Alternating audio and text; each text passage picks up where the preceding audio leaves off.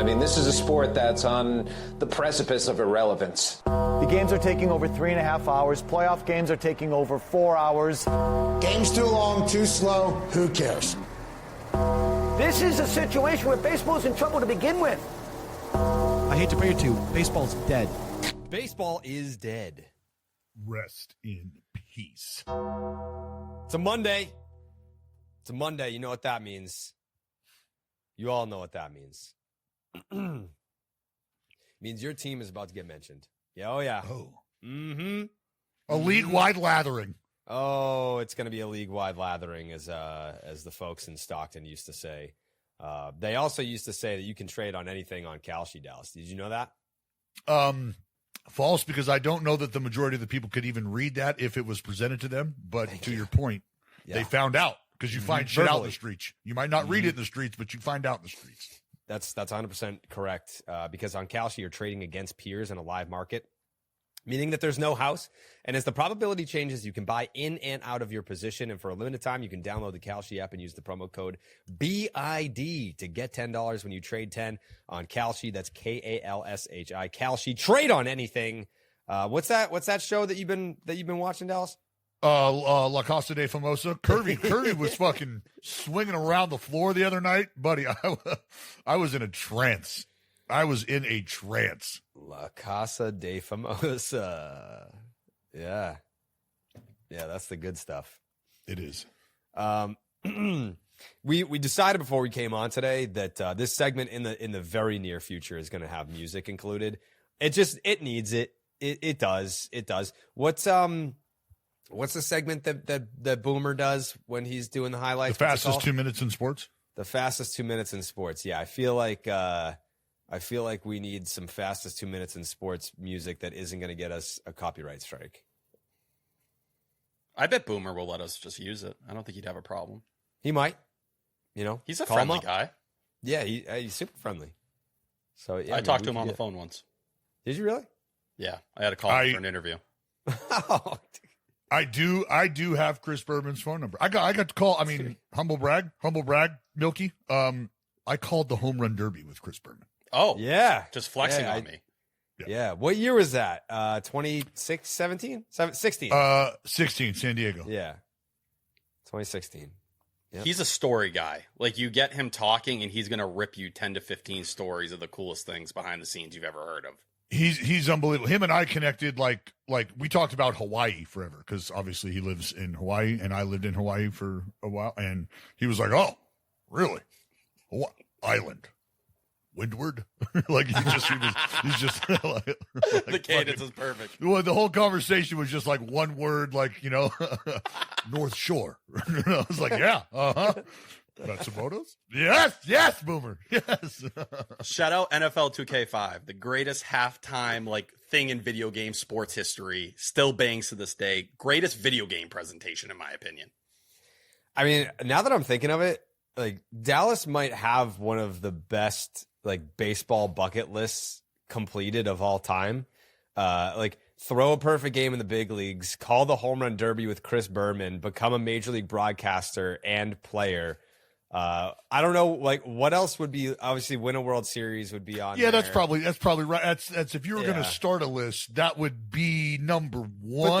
But that's but you don't get to control that alone. Everything else that you could control, I guess All-Star game, but you threw 200 innings in the big leagues, potentially should have been an All-Star that year. What would have been left? So when I say to be baseball, good, I guess. But you were for a little bit. For a baseball bucket list, that means all things. That means as a fan, as a broadcaster, as a player, as an ambassador, what else is left that you can still do? And I don't want to discount this either, because to me, this really mattered. Being able to work with Carl Ravitch and Tim Kirchin on Baseball Tonight. I got to work with fucking Barry Larkin on Baseball Tonight. The dudes on Baseball Tonight, even the Big Burrito, as much as things may have changed these days, just those things. And for me, and for all of us growing up, I grew up with the screaming baseball, and the fact that I was there when that got brought back, and then I meet the dude who invented web gyms. And then I am treated to his incredible, like, super talent of calling each and every home plate umpire, just umpire period, their strike call, their strike, like, just amazing time. So, I mean, fair to say I have lived a very privileged baseball life. Sure. I mean, that's another part of the the bucket list is just being a host on Baseball Tonight is pretty fucking cool. Like the fact that, like, I didn't even, like, think of that. I mean, most people, if they were able to say that they were on Baseball Tonight, is like the thing. And you also did that. So what is left? Also, side note, in a alternate universe, if the A's were to win the World Series, you also get a ring as a broadcaster. I know it's not going to feel the same as if you did it as a player, but, like, getting a World Series ring is still on the table for you. You know what? I used to feel that way too, but I'm going to tell you right now, I'm going to be totally honest. If you've worked for a team through some of the down years, you have absolutely you've been hitting in the cage. You've been running poles, if you will. You've been putting in the work too. So I will absolutely appreciate it when that day comes. But you're right. There's obviously a big difference to that. Yeah. But at the same time, to your point, I mean, I know a fair amount of big league broadcasters, and, like, no offense, but there's a certain, like, there are some big league broadcasters that I don't think big league players are seeking out their advice, like, in the cage or during in between their bullpen sessions and whatnot. But that is happening with you for sure. So, like, you know, I know that you don't feel this way, but you never know with how your brain works. If you did feel this way, I would be like, you fucking, you know, you're not out there throwing pitches, but you're not just up there calling the game either. Like, you're helping in the ways that you can help.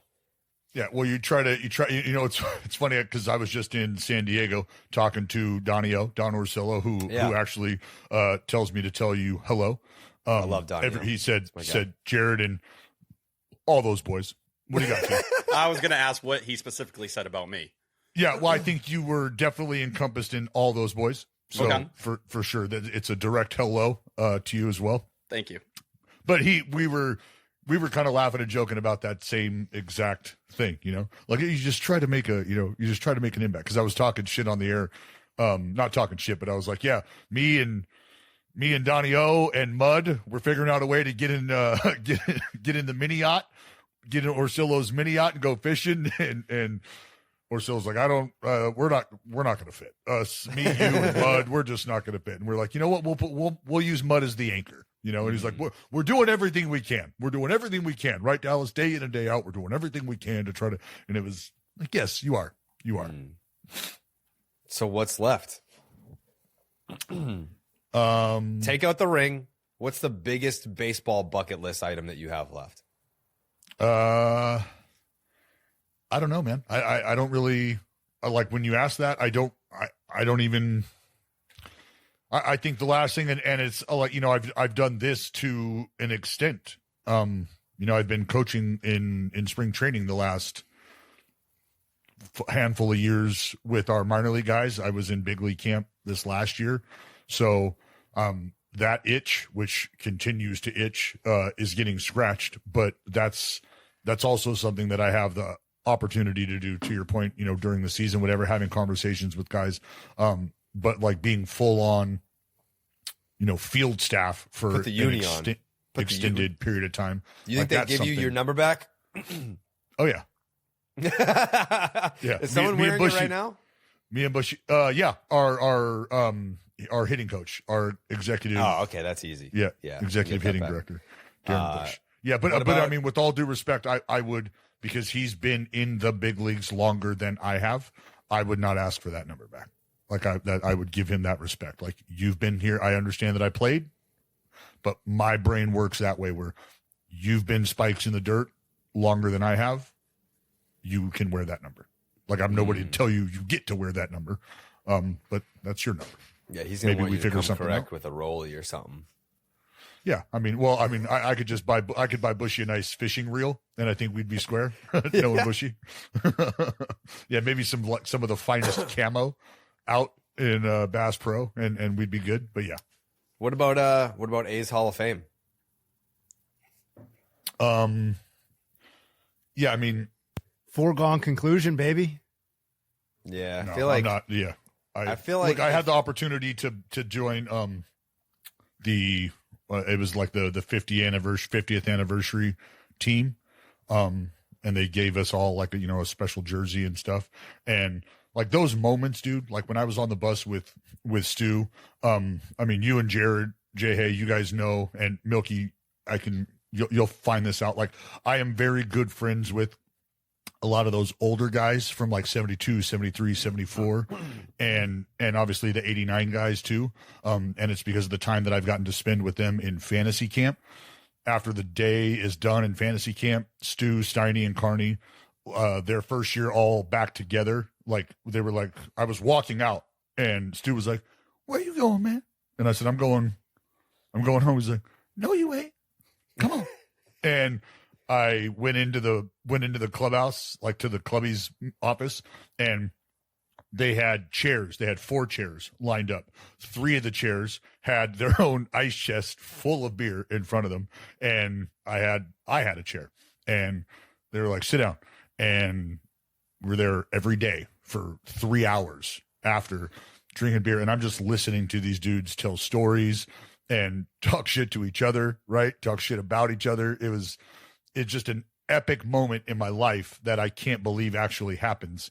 And then to see them on the field, but to be on the bus with them and Stu calling me up to sit with him. And like, it's surreal. So like, I don't even, for me, like that moment it would be incredible. I haven't even thought about that.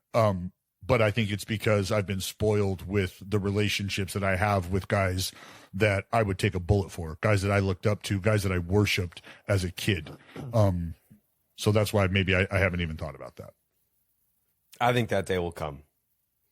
Yeah, I think that day will come. You might be like more grotesque looking by that time. Like you'll probably be like in your 70s, but like that day will come.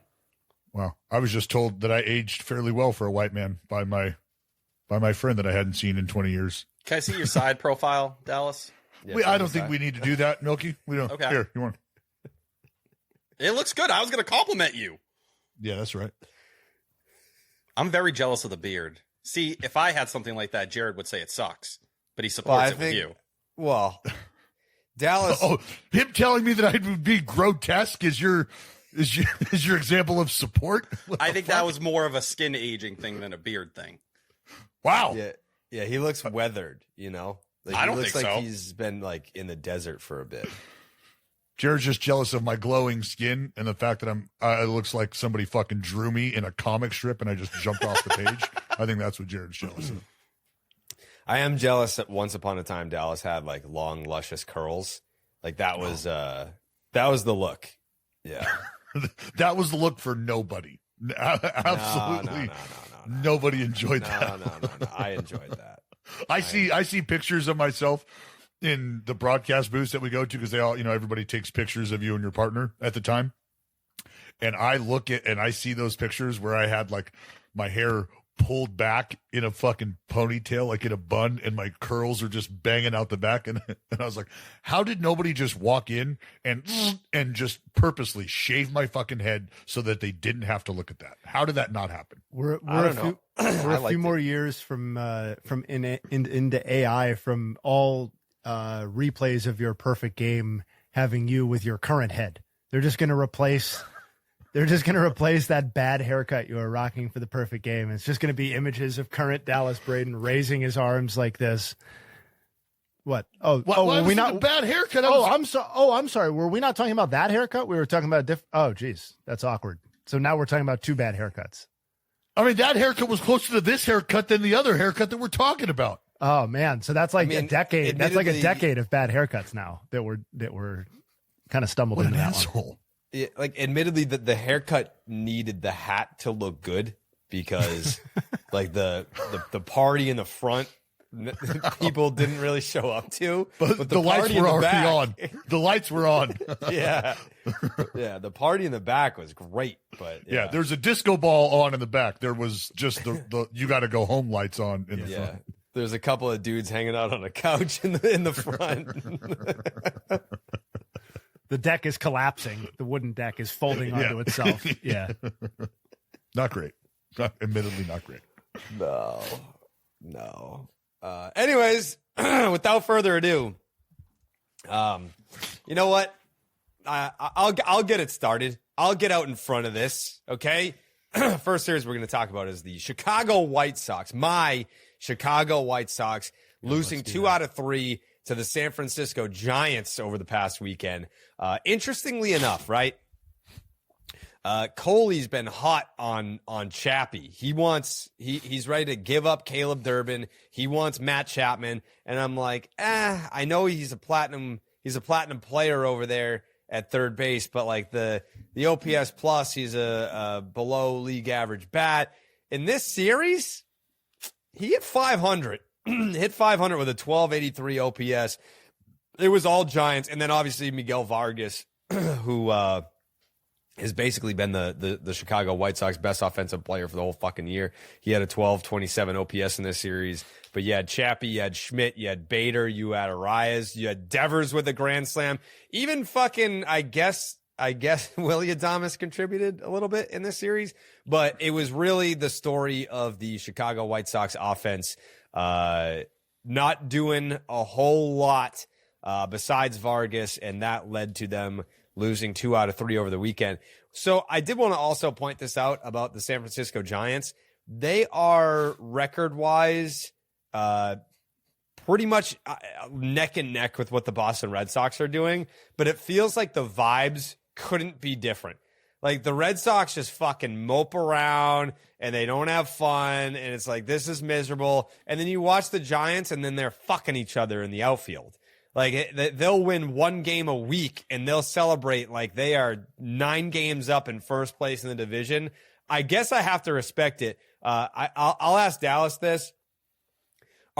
Does winning create culture, or do the players create culture? Both. And I'll say this just real quick, because I know we're moving through this stuff.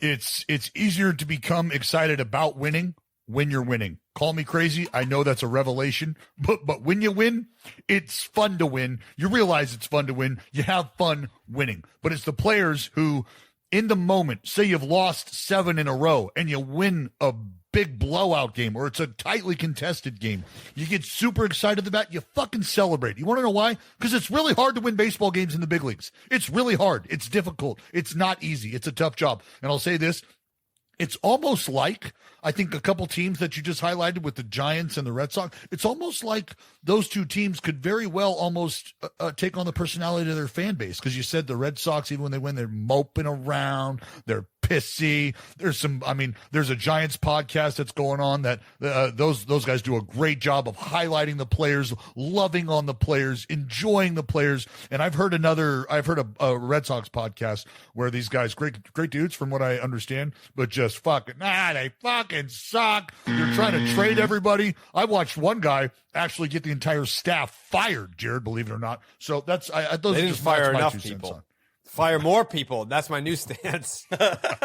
Fire some more people. I do find it very funny that Casey Schmidt continues to be the best player on the Giants. 2 homers, 7 RBIs in this series. You go back to the Matt Chapman moment at the beginning of the season of him kind of like going in on him for those misplays at first base. And right now, Casey Schmidt is really the reason why the Giants are arguably not the worst team in the entire sport. They're 7 games back of a wild card spot. Like, we cry about the Red Sox. It's 3.5 games right now. Double as bad as the position you were in. With less of a future. Fun. Shout out Hingle McCringleberry. Just a fucking all-time celebration. Anyways, A's Padres, Dallas. Oh, A's Padres. I was going to start with the Buccos Jays, because I think there was some excitement in the Buccos Jays series. Unfortunately, my Bucks did drop that series to the Blue Jays. Pirates amassed 18 hits, 8 runs, 35 punch-outs for this Bucco offense, which is the second most in a 3-game series this season. They punched out 38 times in April against the Cubs. You do have to hit the ball to generate offense. We do know that. Game 1, Bubba Chandler was good. 5 innings, 11 punch-outs, 3 runs, just 1 earned run allowed, but was outdueled by Kevin Gausman. Santana, he got touched up in the bullpen. That's how we got there. And Louis Varland was fucking dynamic for the Jays. 2-inning save for the neighbors of the North. Game 2, Don Kelly, Bill Murphy, manager and pitching coach, respectively. They got ran over some horseshit calls. One tried to challenge wasn't acknowledged. So they go out to talk about it. Everybody's kind of pissed off. But in the at-bat, Jesus Sanchez for the Jays had checked at a ball. And it was like, look, if he fucking hits it, it's probably a double off the wall. That's how big the swing was. And they don't call it. So people are already pissed. That ended up leading to an RBI double. That ended up leading to more runs being scored, which is how the Jays won that game. And, well, the Buccos lost it. But Paul Skeens, 5 innings, 4 earned runs, just 2 punch-outs for the right-hander. Just 2 punch-outs. And Patrick Corbin, who has done everything in terms of delivering for the Jays, did so again, out-dueling the NL Cy Young hopeful. 6 innings of 1 earned run ball for him, 7 punch-outs. The Jays over the series, 12 runs on 21 hits. But it was Game 3 where you're like, is everybody okay? Is everybody all right? Dylan Cease left the ball game with a hamstring issue. Vladdy got drilled, left the ball game with a little elbow nerve situation. We'll see how long that takes. Sean Schneider talked about it after the game. If the nerve is not okay, we'll give him a couple days. Hopefully everything will bounce back. I know people were talking about how Vladdy typically, after he gets drilled like that, just look, he'll drop the bat, go to first, no big deal. But he instantly was like, ow, ow, and then walked away. And you hope that's going to be okay. But the one bright spot for the Buccos in this series was Esmeralyn Valdez did hit his first career homer, which was his first career hit in the big leagues. And the bullpen for the Buccos immediately had to go to work negotiating to get the ball back because some 12-year-old caught the fucking ball. And he's like, hey, would he like this ball back? And they're like, yeah. And he goes, cool, I think I'm going to keep it. And they're like, no. What do we need to do here? So that kid ended up going home with a signed bat and a signed hat. Esmeralyn Valdez got his first home run ball. And that was the bright spot, I guess, maybe even outside of Mitch Keller dealing, who went 6 innings, 1 run, 5 punch outs for the Buccos. But unfortunately, the Bucks did drop that series 2-1. That is too bad. T?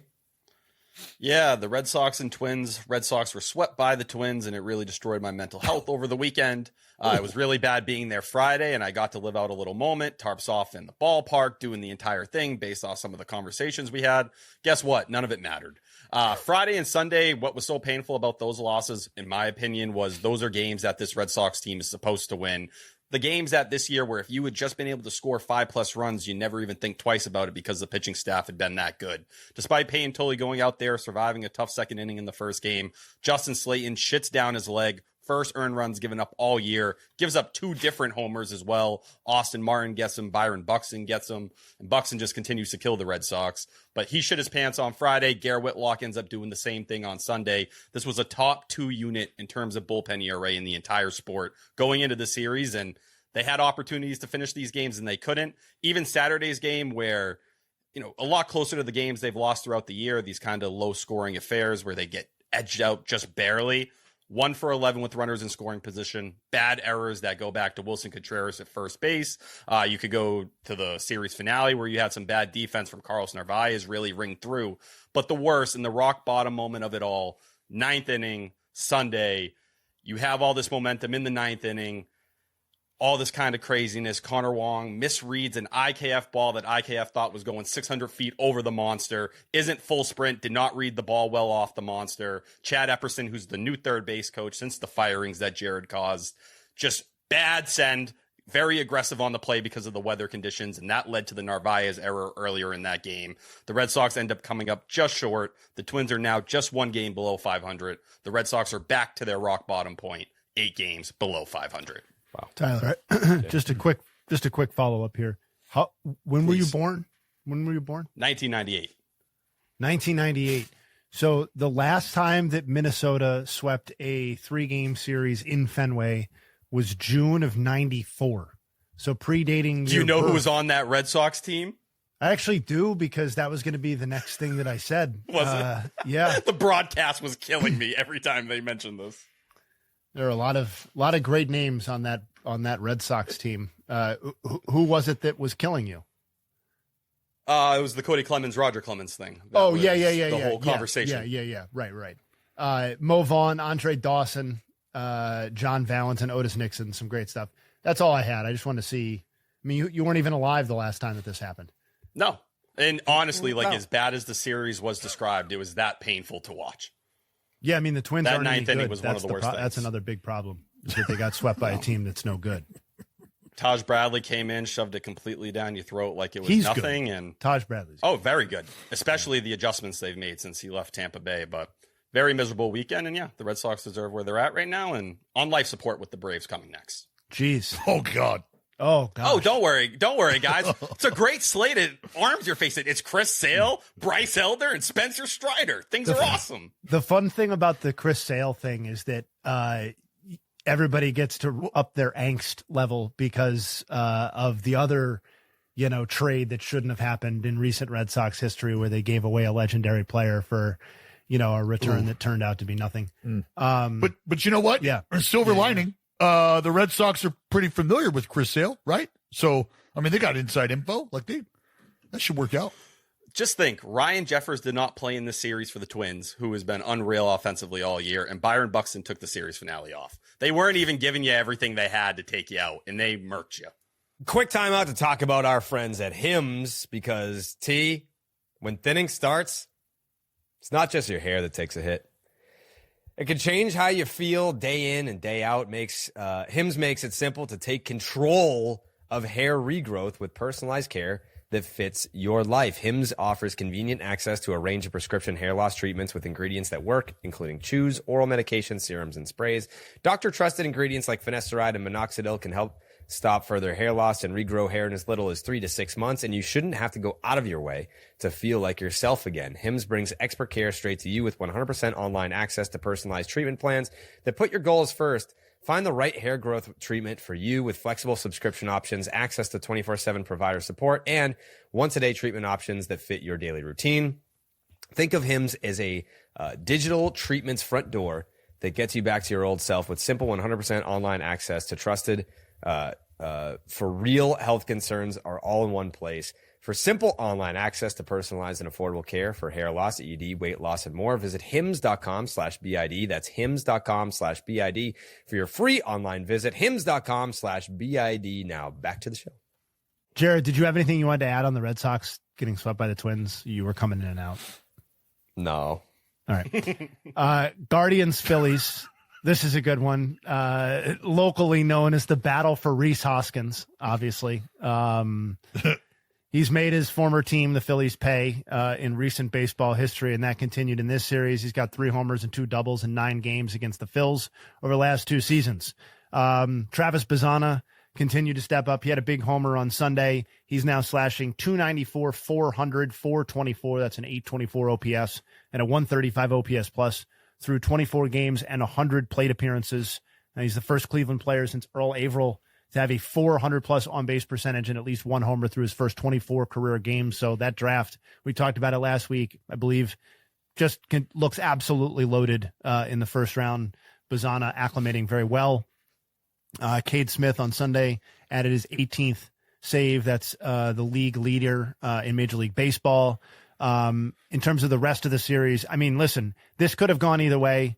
There were 8 total runs scored in the series. It was 4-4 on either side. So it was nip and tuck every game. The starting pitching in this series was just absolutely phenomenal. Andrew Painter on Sunday was on the short side of it, but longest outing of the season, 6 1/3 innings pitched. Parker Messick had 5 2/3 scoreless on Sunday. I saw the BID Twitter account tweet about it. Messick's ERA down to 2.24 on the season. Another Cleveland developmental, just incredible win. On the Phillies side, they went 1 for 17 with runners in scoring position in the series. That was kind of their deal offensively. That's obviously not going to get it done. They've lost 4 of 5 following the series loss. The Gavin Williams, Christopher Sanchez duel on Friday was arguably the best pitching duel that we've seen this season. Gavin Williams went 8 scoreless with 11 strikeouts. Christopher Sanchez was somehow on the short side of it, but continued his epic pitching run. And then Zach, what? No, just that he was fucking dealing and fucking, hung an L. I know. Probably just as important, if not more so, for their viability. Zach Wheeler wins 7 scoreless on Saturday. He's got a 1.67 in 6 starts this season and a 0.44 ERA over his last 3 starts. That's 1 earned run in 20 1/3 innings pitched. And lastly, the Guardians are now at 64% to win the AL Central per Fangraphs, which, woe to those who doubted the Cleveland Guardians to start the season. Jared, back to you. Back to me, where we go to Mariners Royals, where the Royals took 2 out of 3 in this series. Not a ton of offense in this series in particular. Both teams combined to hit 245 with a 628 OPS, but that doesn't apply to Colt Emerson, who had a 1300 OPS, and J-Rod had a 1051 OPS. Homered, had a double, 4 hits total. But this series was really about the pitching. Stephen Kolek with the complete game shut piece. Noah Cameron also had a really nice outing, 6 innings, 4 hits, 0 earned runs. But your boy, Dallas, Brian Wu, he's got to get his shit together. George Kirby, 6 innings, 9 hits. It's fine. It's quality start with 3 earned runs. But yeah, Brian Wu, I'm starting to worry, Dallas. Are you worried about Brian Wu? I don't know if worry is the right word. I would like to see a bit of a turnaround, and I think there might be some things that I don't necessarily need to say right here, right now, that I'm concerned with. But I think there's some fixes to be made, and I think it's just a matter of, him and the staff locking in on those and getting him right back to where he needs to be. It's minor. And it's the small differences that can make the biggest impact. So I have no concern. I just would like to see that turnaround start to happen a little sooner rather than later for him as an individual. The Mariners can lose every fucking game from here on out, and I don't care. Sure. Not the best series for future Red Sox shortstop Bobby Witt Jr., but keep saying it. It might just happen. Eventually get to that point where, he's gonna turn around. But he's saving Is that his what hits we're for the doing? Sox. Is that what we're doing now? It sounds like it, Jay. It sounds like it. I don't like that. Sound jealous. Don't do that to yourself. My God. Can we just you can't just have a talk? Thirsty. Can't just have a talk about it? Anyway. Hey, you guys know who his favorite player growing up was? Derek Jeter, but also the second one, the Dustin Pedroia. All right. Hey, we're working on the same narrative here. Bobby Witt Jr. Don't you see the way he handles the bat at the plate and he flips it around? You heard it here. Tyler Milliken has Bobby Witt Jr. going to the Yankees. Hey, no. That's aggregate that, please. No, aggregate that. Tell you what do you got? Tigers, Orioles. Baltimore won 2 out of 3 in this series. It was a little weird with the weather. They got rained out on Saturday. Tigers and Orioles still found a way to do it with a doubleheader on Sunday. So the Orioles were on the verge of getting swept in that very last game. The Tigers were, but in game 1, Chris Bassett continues to just be very rough. He's being used with an opener at this point in time. They got carried with homers from Pete Alonso and Jackson Holiday. Jackson Holiday with his first homer since coming back from the hamate bone injury. Good to see him start to swing it a little bit. In game 2, Colton Cowser was the hero, aka the milkman. I feel like I should talk about him more considering I am milky. There is some kind of a connection there. Great moment of Pete Alonso running into the dugout. I don't think I've ever seen him move faster in my entire life to go and get the Gatorade, but who knows, maybe things culture-wise are starting to turn a little bit there with them playing some better baseball. Gunnar Henderson having a big series. I know we talked a lot about him last episode, hitting 400 over his last 7 games with a 1081 OPS. But going into game 3, the Tigers were able to snap that 8-game losing streak they had going on. Troy Melton came off the IL, was able to give them 5 2/3 of 1-run ball. But the reality is, as the Tigers continue to lose and things get darker and darker for them, bad update on Gleyber Torres, who just isn't that close to returning at this point in time, still having soreness with the oblique as he tries to get ready. Feels like the Tarik Skubal rumors are getting louder and louder by the day. And hey, say what you will about where the Orioles are, for them to take 2 out of 3 from you, and they have 1 more win than the Red Sox do right now, it really tells you how bad things are in Detroit. That is unfortunate. It is exciting to entertain what's happening with Tarik Skubal from a bouncing back perspective. We'll get to the rumors eventually because they are only getting louder. I think that movement is only making more sense by the day, but until that day really comes, I just want to focus on Tarik Skubal and his return and how epic I believe the progress he has made is. So when that day comes, we'll entertain that. We are going to go out to Atlanta, to the ATL, Nats and Braves. I stopped short of calling it an exciting series because the Braves are the juggernaut they are, and the Nats are, well, they're who they are, and they're in second place. I mean, it's a battle. I don't know how much of a battle it is when the Braves are 9 games up on this team right now, but it was an opportunity for the Nats to chip away and close a little gap, which, well, they did. They took 2 out of 3 from the Bravos. Game 1, it was Bryce Elder against the Nats pen, really, because to the point of the opener, it was Dickie Love who started the ball game for the Washington Nationals, but Michaelis would come in after him and give it 5 solid innings of work. Shout out to Curtis Mead, whose rookie debut patch card I am the proud owner of. Can't wait for him to turn in a Hall of Fame career. Oh, yeah. That's right. His family is still looking to get that back, but like I said, the day that he gets inducted into Cooperstown, I will be there with the card. I know he can't wait to write that check, and it's going to be a great day for everybody. But Curtis Mead and C.J. Abrams and their homers just not quite enough to power him through. Game 2, shout out Dylan Cruz and Mr. Vivas. They homered for the Nats. Grant Holman. You want to talk about bad luck, boys? This dude fucking dealt 5 innings, 10 punch outs. You want to know what that does for the Braves when he does that? Anytime that Grant Holman gets on the mound and punches out 8 or more, all the Braves do is lose. They are 0-8 in games where Grant Holman punches out 8 or more. So, not great. The 2 earned runs he allowed would be a little too much to overcome as Jake Irvin and the Lord and Dickie Love all locked that ball game down. And over the series, Nats 8 runs on 23 hits, 4 for 26 with runners in scoring position, but able to figure it out. Atlanta 6 runs on 18 hits. They were 6 for 27 with runners in scoring position. And they were dirty on the mound. Just couldn't quite figure it out. 28 punch outs to just 8 walks for the Bravos. But again, Nats 2 of 3 from the Atlanta Braves. Yeah. Before I pick it up, I know you were saying, I know nobody thinks the Nats are really going to compete with the Braves in the NL East. But I do feel like if you are a Nationals fan, that this is a very exciting, late May series result, given for sure. They took, not only did they take 2 of 3, but all 3 games were tight. This team being the Nationals has primarily gotten by this season, with its offense. In fact, no team may be more stratified in that regard in terms of their offense being so high end and their pitching being such ass.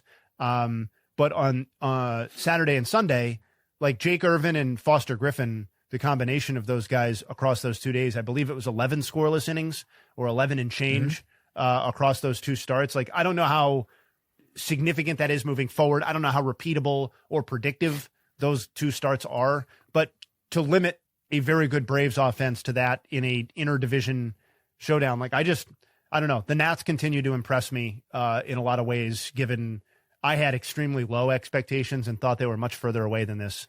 And I know it's just 1 3-game series in May, but, the Braves have also played to this point as one of the best teams in baseball. So just wanted to add that. Rays Yankees, quickly, because I want to use most of my pulpit here to highlight Cody Bellinger's season.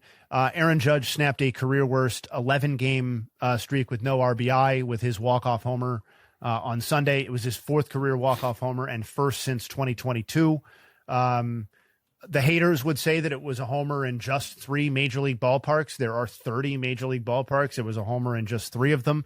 Obviously, Yankee Stadium, the important one, Citizens Bank and Great American, the other 2, hypothetically. It was the Rays' 4th loss in their last 17 games. They do exit the series with a 4.5-game lead in the AL East. Probably most significant in terms of long-term takeaways from this series was Garrett Cole's debut, much discussed, much previewed on this podcast. 6 scoreless on Friday.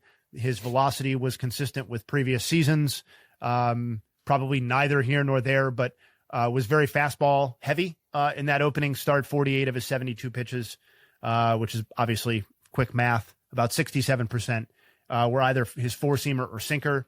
Per StatCast, we'll wait for some of this classification to sift itself out, but StatCast currently has him throwing as many sinkers in that start, 11, as he threw in all of 2024, which was 14.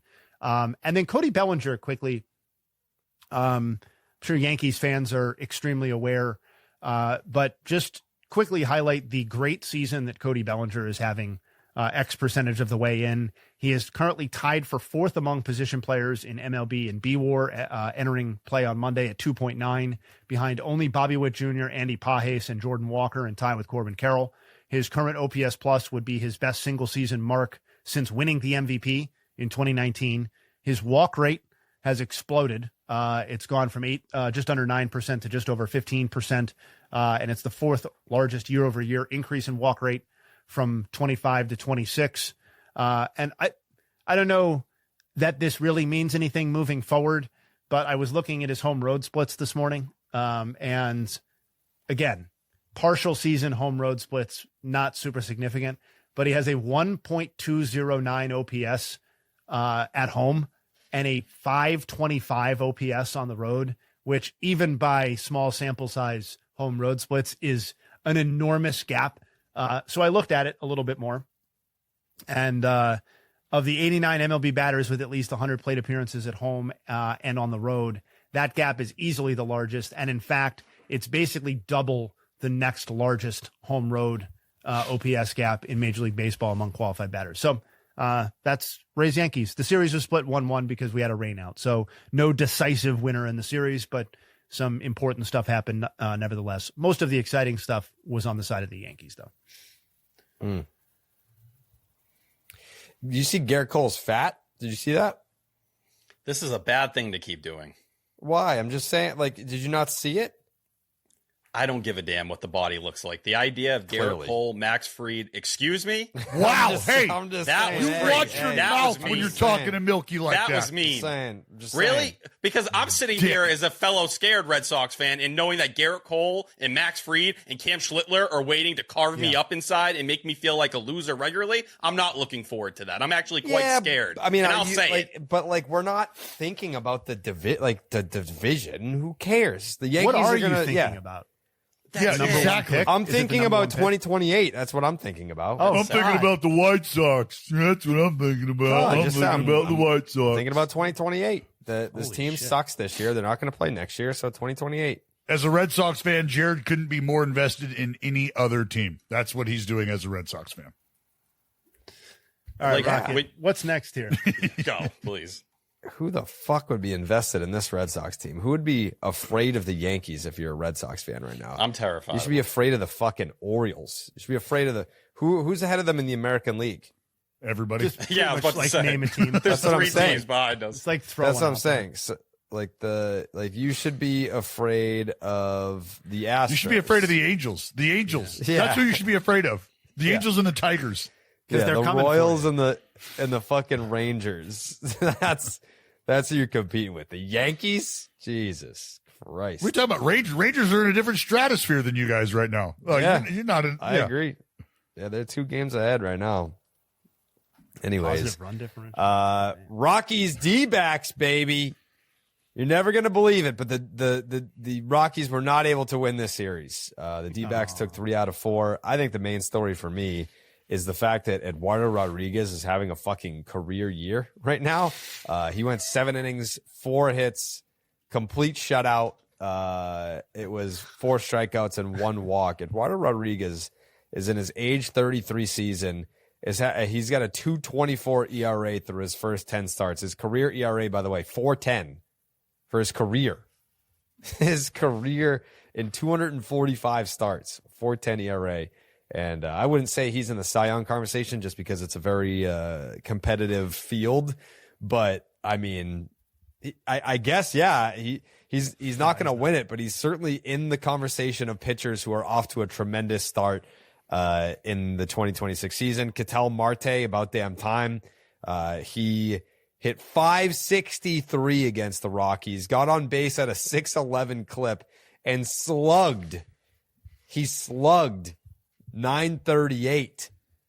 His slugging percentage was higher than pretty much everyone's OPS in this series except for Corbin Carroll, who also had himself a very nice series. But yeah, at the end of the day, it is the Snakes who take 3 out of 4 from the Colorado Rockies. Dallas? Is that it? Oh, shit. Nope. He sounded far. Oh, he's far. He's very far. Yeah, I don't know where he's at right now. There he is. Yep. All right. And that brings us to the showdown in SoCal. He's out of breath, man. This is Green and gold. This is how you know he's putting on unhealthy weight. Is he went to the fridge to get a Snickers and then just sprinted back and is out of breath. No. You a McDick's guy, Dallas? A what? McDonald's? No. Okay. I thought you said, are you a big dicks guy, Dallas? That's That's I said not- McDick's. You guys never called it that? No. I don't have gone. pet names for fast food restaurants. Yeah. It's pretty telling. I just got carved up. That was crazy. Hey, That was you great. better get off fucking Hey. Milky Carabas, you fucking didn't say sack nothing. of shit. Yeah, I that's didn't the say second nothing. fat joke of the show. That is. Dallas literally just said you would have a nickname for a fast food joint, and that's okay. You just straight up called me fat. fat. I said that I don't have pet names for fast food joints. Yeah, no. You have ostracized this man What did I twice now. say? What did I say? Yeah. You know, I'm not even going to repeat it. That's how foul I don't remember it is. what I said. I don't remember what I said. It couldn't Take have. your sister to McDonald's. All right, you Jesus ready? Christ. Actually, by the way, she did make a comment the other night when we were at Fenway. Like your name came up and she was like, I love Dallas. And I was like, the fuck you don't. She does. Her heart is in the right place. No, it's not. Always All right, let's keep in it the moving. right place. You can keep moving. Two hearts that beat as one, Jared. let's keep it moving, yeah. All right. Friars, A's in San Diego. A lovely setting for a ball game. I do want to take a minute to just shout out the folks in San Diego. I said this on the broadcast. That ballpark has gone from top 5 to me to probably top 3. There's really not a bad place to watch the game in that ballpark if you're not even watching the actual game unfold on the field. There's incredible spots all around that place to take in the game. Quick little story. The workers at the field, from the ushers to the security guards, everywhere in between, just an incredible vibe when you get there. So much so that my grandmother actually, on the night of the fireworks, was walking home, and she came out in a different place that she walked into the ballpark. So she, at 85, was like, where the fuck am I? And some worker noticed her, realized who she was, believe it or not. And she was like, yeah, I need a little help. I'm kind of discombobulated. And they were like, you know what? You're staying at the hotel, the team hotel? Yeah. The worker, and it's not far. It's not like it was like a 5-mile walk by any means, right? It's like a half block. But the worker left the ballpark, walked my grandmother to the hotel, and then came back. So like just I had experienced it already. The workers and the reception that they give everybody coming to the ball game. But I was like, holy shit. I was completely blown away when my grandma told me that story. That's just a different level of welcoming you to the yard that you don't get everywhere. So shout out to the San Diego Padres. But series didn't quite go how we would have liked. If you're an A's fan, that's unfortunate. Didn't win a ball game until getaway day. Game 1 was tough because all of the numbers told you that Jeffrey Springs was getting ready to have himself a day. Unfortunately, Jeffrey Springs did not have that day. Pitched well. The fucking 3 hits that he gave up, unfortunately, all left the yard. And that was a problem. The Padres coming into the series against left-handers were about as bad as it gets. Had only hit 2 homers all season long against lefties. They hit 3 against him. And that was enough offense to keep the Padres ahead for good. And that bullpen for the San Diego Padres, and what's even scarier is that they are looking for bullpen help. Excuse me? excuse the fuck right out of me, because I just watched Morejon and Adam and Estrada do absolute work, because they were lights the fuck out in game 1. They came back in game 2, where JT Ginn had a rough one, walked 6, career high, 2 1/3 innings, didn't allow a hit. The bullpen for the A's only gave up 2 hits, and the Padres still won the game. Giolito went 5, gave them enough work for the offense to do what they needed to do, which was, again, limited, but still more than enough to get the job done. But it was the bullpen that was on full display again. Estrada, Morejo, Adam, and then the fucking soul-snatching Mason Miller came in, and the entrance is as advertised in person. I didn't even want to fucking watch the game, because I was talking to Mason after game 1. It was like, hey, I love to see you here now. I hope I don't ever have to see you on the mound in this series. And I was hoping that it wasn't going to be because the Padres were just going to kick the piss out of us. But that, I mean, you have never seen a guy happier to be where he's at, enjoying what's unfolding for him in his career more than what Mason Miller is experiencing right now, because there's 42,000 plus at these ball games every day, every night, and he is a main attraction, just an absolute stud, and they love every minute of Mason Miller. That dude comes out of the dugout alongside Fernando Tatis, and you want to know what you're hearing? Mason, Mason, Mason, Mason, Mason, Mason, Mason, Mason. And there's fucking Mason Miller jerseys fucking everywhere. It warmed my heart. It brought a tear to my eye, but it warmed my heart as well. So that was good to see.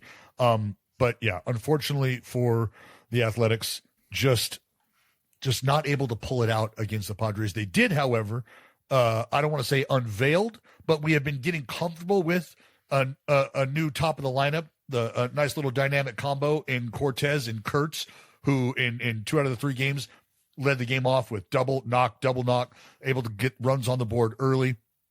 And that was nice. Cortez roughed up Michael King early, first batter of the ball game. Boom, lead off homer in game 3. Got King out of there sooner rather than later. That's how the A's were able to salvage the series sweep and take the final game against the Padres. But overall, just not an ideal series against a team who, frankly, you can use as a bit of a measuring stick, because while the Padres might not be in first place in their division, they are nipping at the heels of what is considered probably the best team in the National League, 1 or 1A, right along with the Atlanta Braves. So this was going to be a test for you, just to kind of figure out where you're at, where you need to go.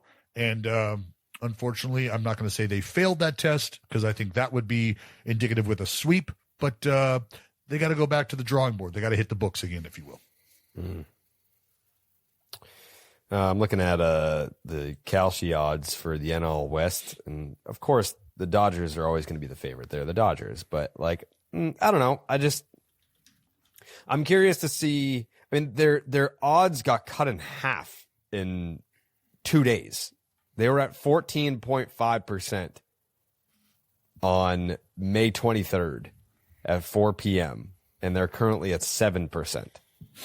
Wouldn't a good showing against the first place team like the green and gold give people even more confidence, and a weekend full of rumors that they're going to add, or they're looking to add, and Aroldis Chapman to the back end of their bullpen?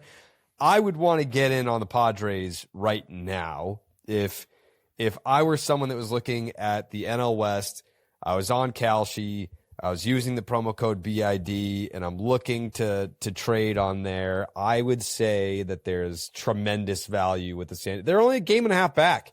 They're a game and a half back, and they are a team that is operated with urgency and aggressiveness as it pertains to the trade market. And I don't know.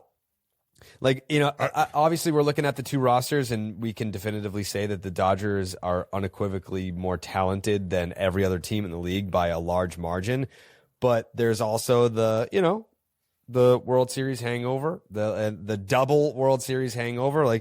These guys are going to get tired at some point, they're a veteran team at the end of the day. These guys are going to get tired at some point, and might a hungry San Diego Padres team be in a prime position to sneak in at the last minute, get hot, and steal this thing. I don't know.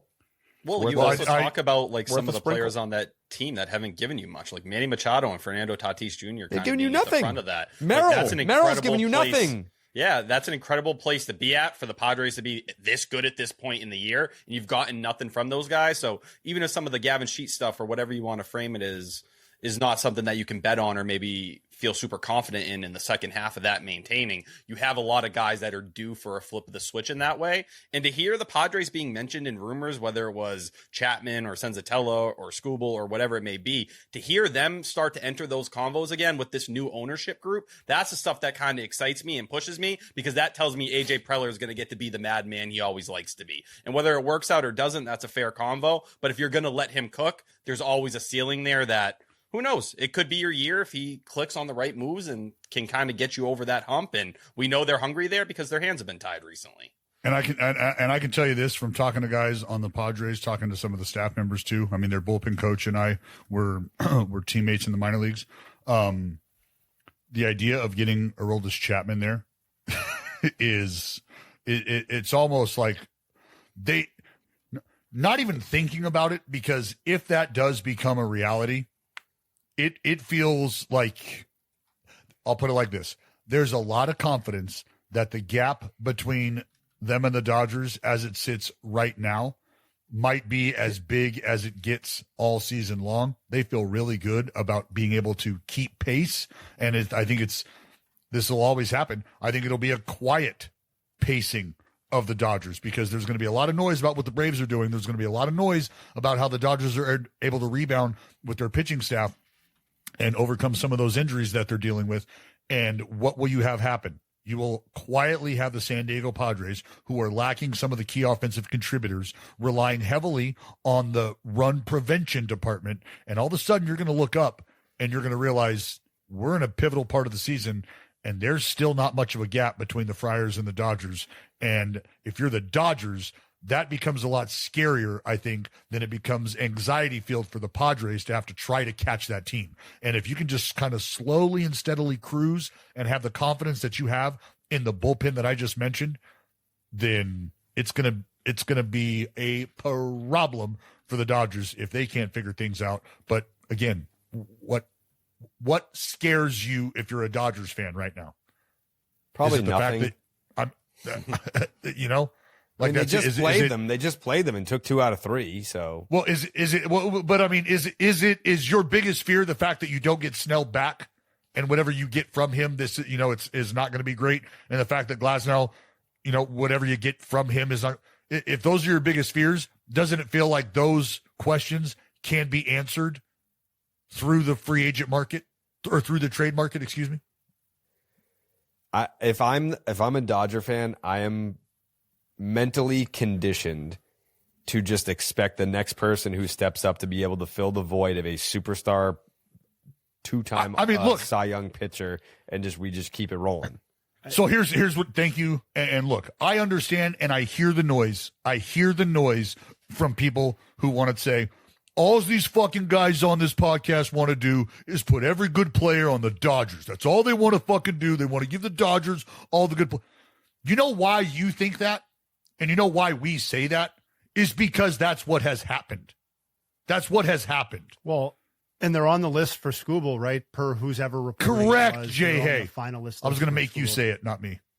No, that's fine. I mean, what is it? Dodgers, Yankees, Jays, Padres? Padres. Yeah, that's what I saw. Yeah. I mean, Skubal in San Diego. Oh my God. Yeah.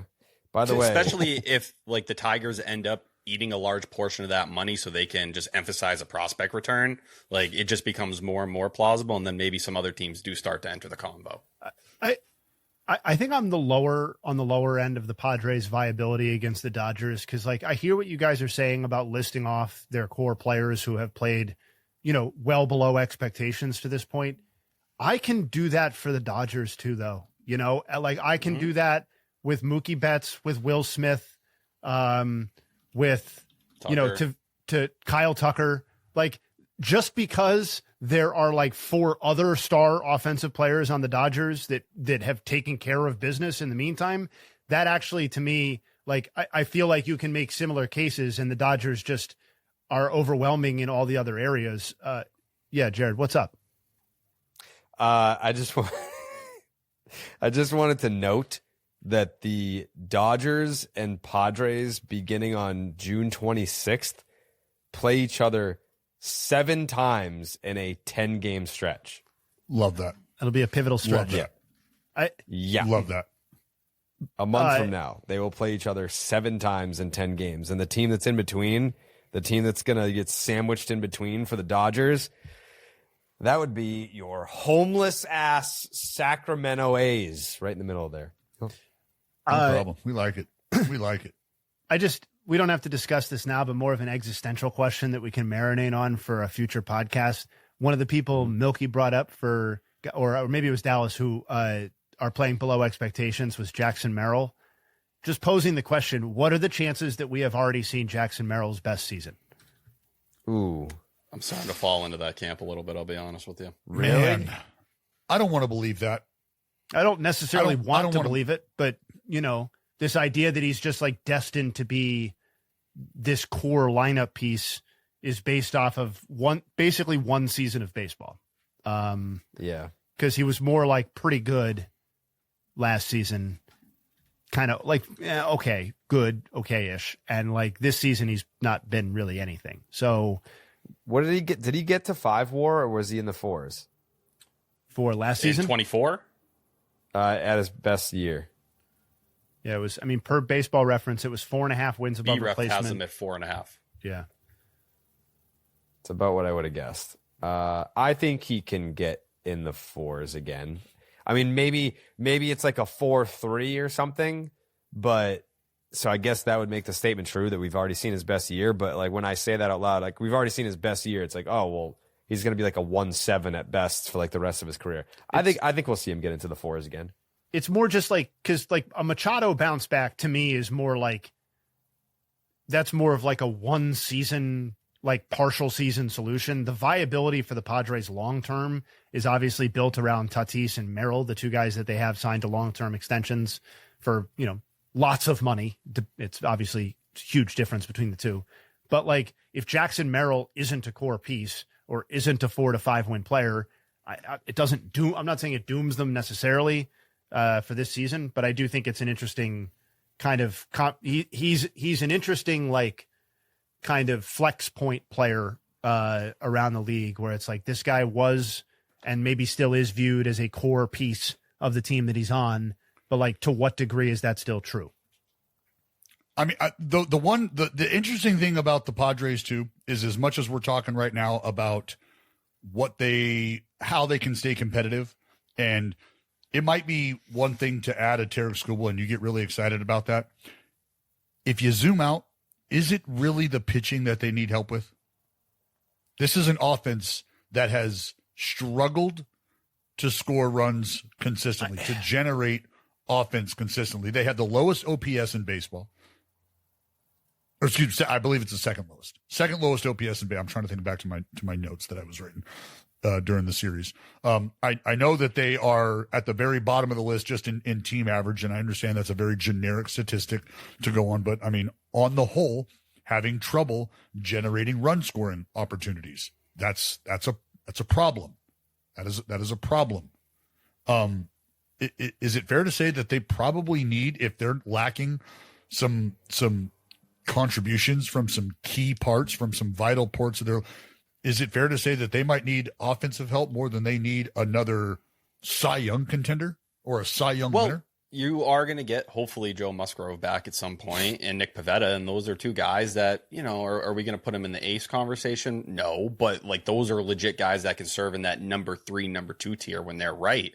But I do think offensively, they're going to have to just hope for a lot of internal things unless they circle back to someone like Jarren Duran again in the outfield that they've been connected to for some time. But even something like that, like where would he fit into this? Like Ramon Laureano, who's done what he's done the last couple of years. Jackson Merrill, you got money tied up to. And then in right field, it's Tatis. So like how Milky, no, he's playing or Milky. Second. He's maybe playing that's second where, right now.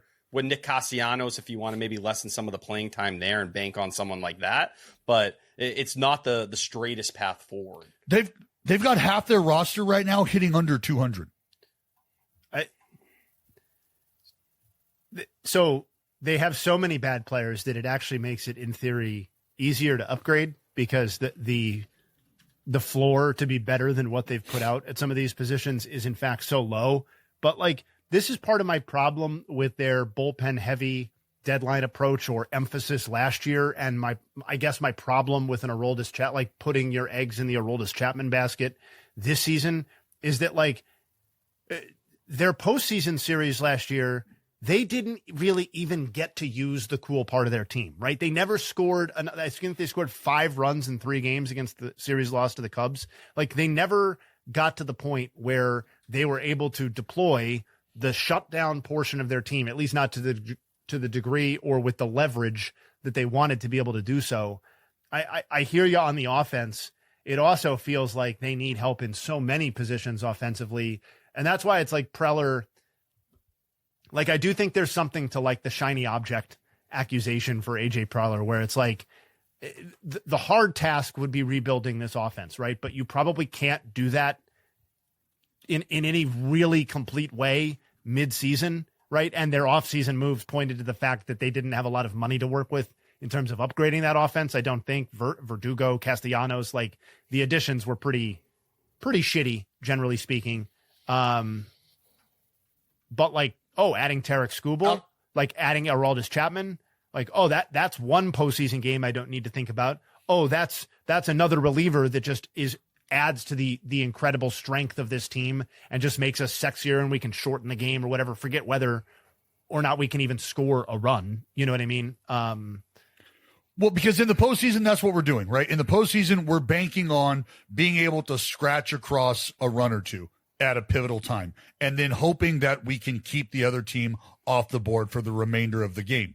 And if you jump out to a sizable lead early and you do have this stacked bullpen, at some point in time, leverage guys are going to be eating up innings that you would rather them not necessarily have to eat up because you got a bullpen full of leverage guys. That being said, you simply cannot go into the postseason with an offense that you're praying can give you 2 or 3 runs, because that's not how you're going to win those games.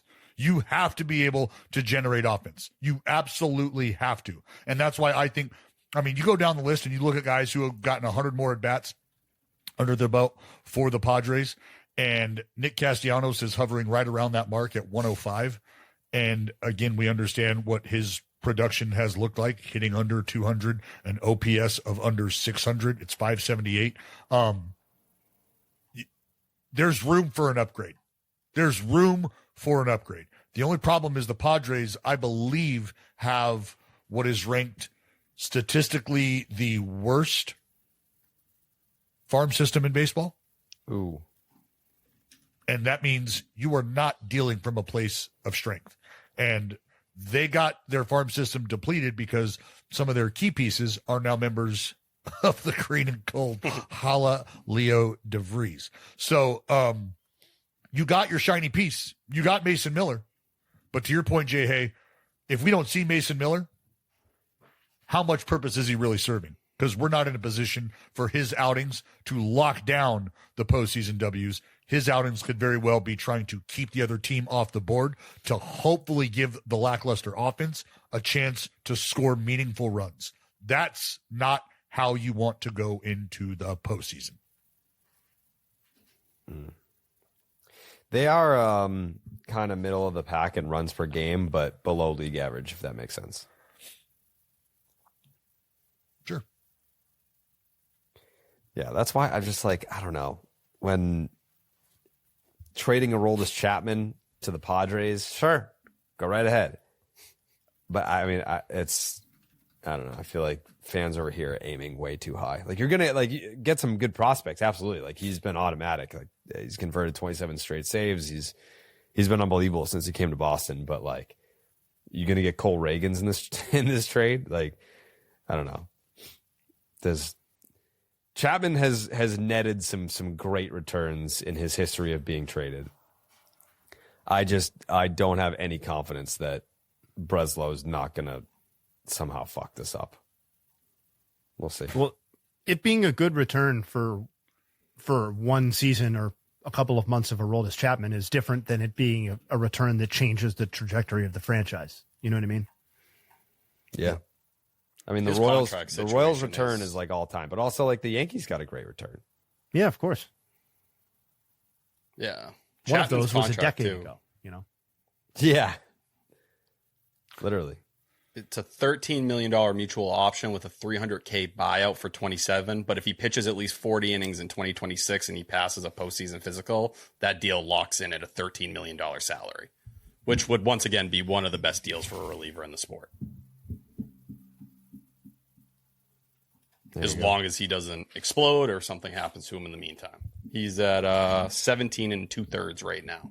I had Cardinals Reds. They ended up splitting. It was a 3-game series that had 2 rainouts. Game 1 was moved to a doubleheader on Saturday before the series finale got banged too. Brian Torres was one of the better stories of the weekend. The 28-year-old homered in his big league debut, reached 3 times, had his family in the stands. Really enjoyed it too, kind of taking his time around the bases when he homered. And this is a guy who really grinded to get to this point. You might remember him. He was on Team Puerto Rico during the WBC, but a guy who's played almost 900 games between the minors. He went to indie ball, kind of did the entire thing to get to where he is today. But I thought there were 2 other guys on the opposite end of the spectrum that were really the best things to talk about in the series. Jordan Walker ends up hitting 2 more home runs. He's now up to 15, second most in the NL right now, has a 172 WRC plus, which is the best in the NL, kind of just showing out. Then you had Elly De La Cruz in the second game, the nightcap of the doubleheader, homered for the 12th time this year. That was right before Walker ended up homering again, but Elly De La Cruz now up to a 143 WRC plus on the season, kind of taking that next step offensively so many people have been waiting for. There was also another name in the series that it wasn't shocking to me because I've kind of just kept tabs on him after he left the Red Sox, but Nathaniel Lowe, just, man, homered for the 8th time in 38 games. He has a 141 OPS plus, and we could talk about all the fun the Nationals have been having this year. Nathaniel Lowe was a guy beaten down by that organization less than 12 months ago to the point where he seemed like he just wanted to give up on baseball, and the Nationals were happy to let him walk post-trade deadline and say, hey, man, go do whatever you want to do. You're having a negative impact on our clubhouse and everything that's going on. So really cool to see him kind of revitalize his career at this point in time.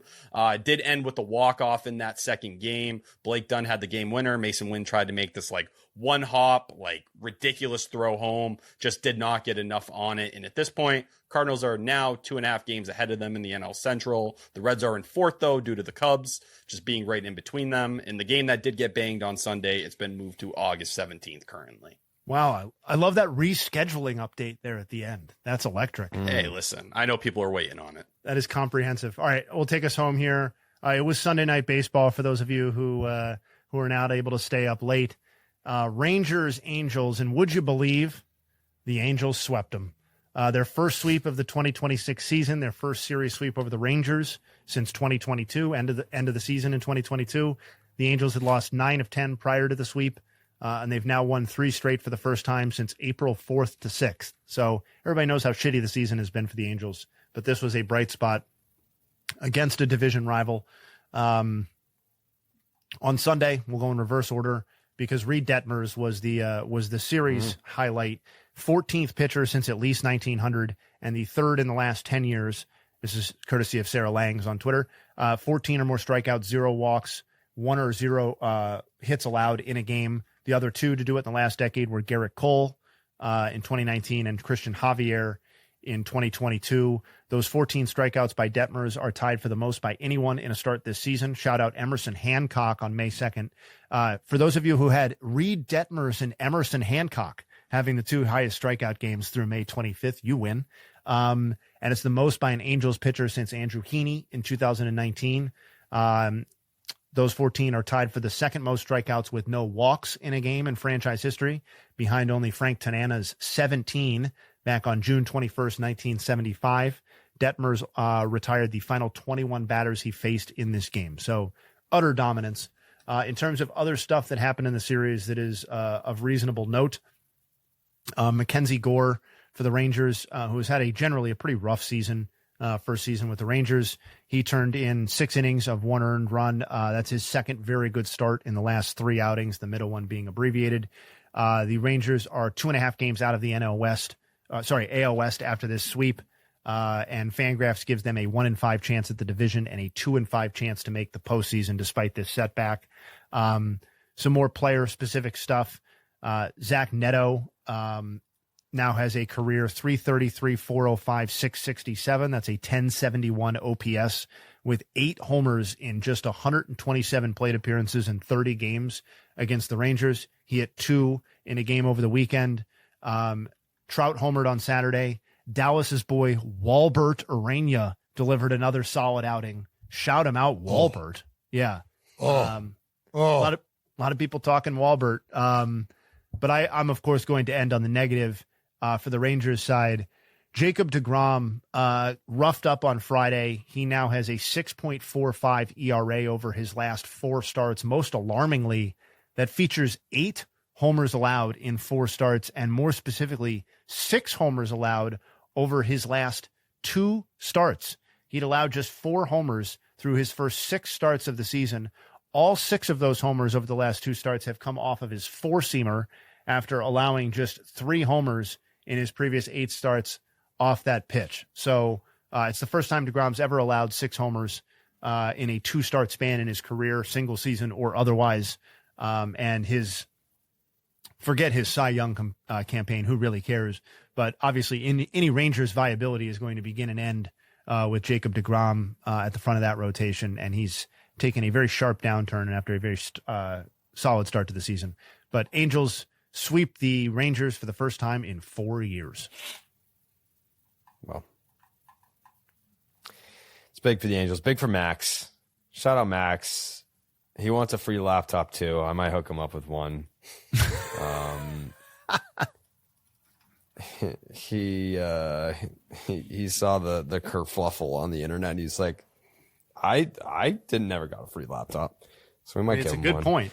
It's a good point. It's a valid concern. I did see that there were some Cubs fans that were tweeting at me being like, open up the phone lines for the Cubs fans because they've lost 8 straight games. It's like, brother, you don't know pain. 8 straight losses it's a bad thing, no doubt. But the Cubs are still 5 games over 500. They're 2.5 games out of first place. They have a winning record at home. Like, what are we talking about? Open up the phone lines for the Cubs fans. You want to open up the phone lines for a fan base. Open them up for fucking Rockies Ben. What are we doing, man? No, it's a bad stretch. You guys will overcome this. It's not what you want. You can't have a winning record and have the phone lines open for you. That just can't happen. That can't happen. It's an insult to the fucking phone lines. Requesting the phone lines is obviously several steps too far, but the idea that they will overcome, I'm actually not so sure that that's the case. Like, I think short of opening the phone lines, this is a pretty alarming stretch for the Cubs. Like, obviously any 8-game losing streak is going to be alarming, but the total absolute downturn in their offensive performance from, one of the 4 or 5 best offenses in the league to, really like the worst offense in the league since May 9th, has been stark. And I also think that it has exposed some pretty real issues with this team, because if it's not going to be through May 8th, the offense was one of the best in baseball. And so it was papering over a lot of problems that I think we knew intuitively it kind of existed with this team or could exist. And I know me and Milky went back and forth on Edward Cabrera and some of the rotation concerns, and we're not going to, I don't think we need to rehash all the rotation concerns again. The guys who are on the IL now is 80% of a really, really good starting rotation. But if the offense is not going to be carry the team worthy, which it looked like it would be at the beginning of the season, then I think they are absolutely outclassed in the NL Central by the Brewers, and should be looking around with some pretty serious concern. I think at the Pirates more so than the Cardinals, but I think the Cubs are in real danger here of becoming kind of an also-ran in this division, or just simply it looking a lot like it looked last year, where they were just fighting for a wild card berth because the Brewers ran away with it. I know the Brewers haven't been as spectacular, and they just took a series loss to the Dodgers, but I think the Cubs' issues have exposed real problems. Yeah, I do think when you're talking about the pitching and where they're at too, Shota Imanaga, how good he looked to start the year. Those first 9 starts, you're talking 2.32 ERA, 2.82 FIP. Things were looking like 2024. That's really the only way I can describe it for him. Chase percentage was back into the 98th percentile. He was in the 94th percentile in 2024.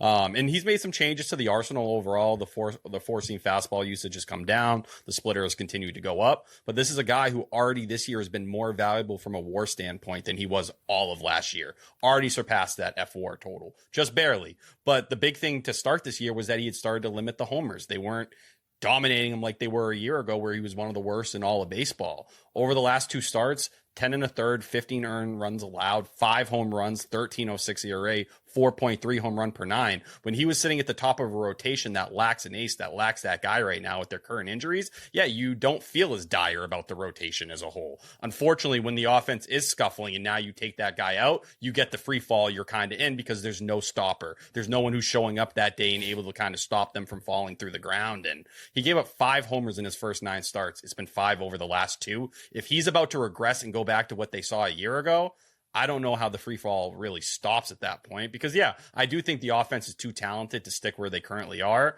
That rotation, it's the opposite. There's not much ceiling there, and there's really not many answers coming anytime soon. You can hope Edward Cabrera will come back from that blister and, the minimal IL stint or whatever it ends up being, but you're holding your breath until Matthew Boyd comes back. And at that point, yeah, it's kind of going to be a one-man show if Imanaga continues to look like this.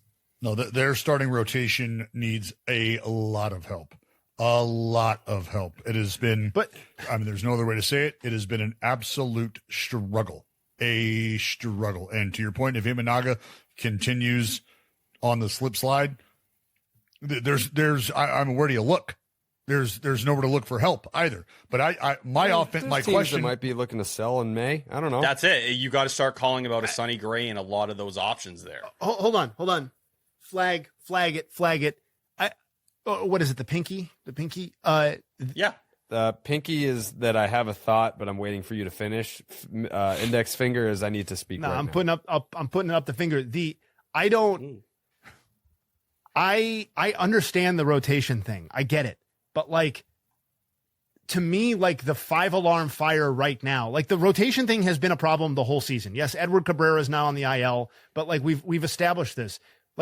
The offense, it's not just a slump. You have guys who are locked in as key pieces to this offense that are fucking terrible offensive players right now. The two. That's what I was going to say. I hate to cut you off, but what I was going to say was you cannot have Alex Bregman and Pete Crow Armstrong performing the way they are right now and have any real expectation of turning things around. I'm not going to say it starts and stops with those two, but with those two performing the way they are currently right now, what identity does this offense take on? Who do you then lead towards?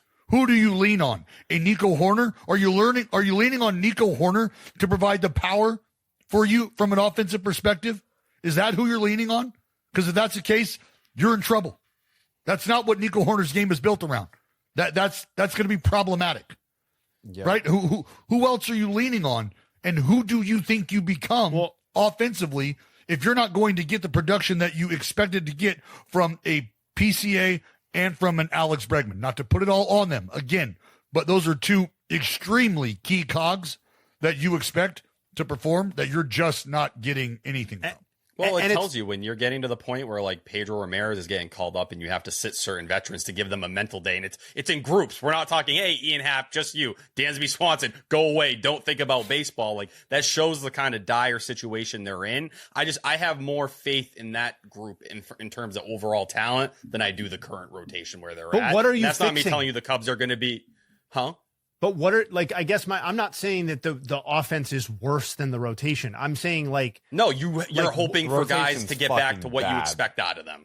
You expect guys to get back on track. I expect Alex Bregman to be better than a league average bat at this point in time. I don't think Dansby Swanson is going to rock an 80 WRC plus for the entire season. That's a guy I expect to be able to get back. What Ian Happ's been going through recently, I think he's a better player than that. But when you're talking Michael Conforto starting to get regular playing time and take him out of platoon, that's the stuff that scares me. That's a dangerous spot to be in. But I do think the talent level of that offensive group is something I believe in more than the pitching staff as a whole. I agree, but like, I guess if we're doing an either or conversation, but if we're having an honest conversation about what the true talent level of some of these Cubs offensive players is, no, not even ceiling. Just like, what is your true talent level now in 2026? Who are you? What is Dansby Swanson's true talent level? Like, I looked at the numbers a couple of days ago. He is head and shoulders the worst hitter against non-fastballs in all of baseball. He's hitting sub 100 against those pitches, and he is being attacked with those pitches more. We outlined, Tyler, I know you remember, we outlined the Bregman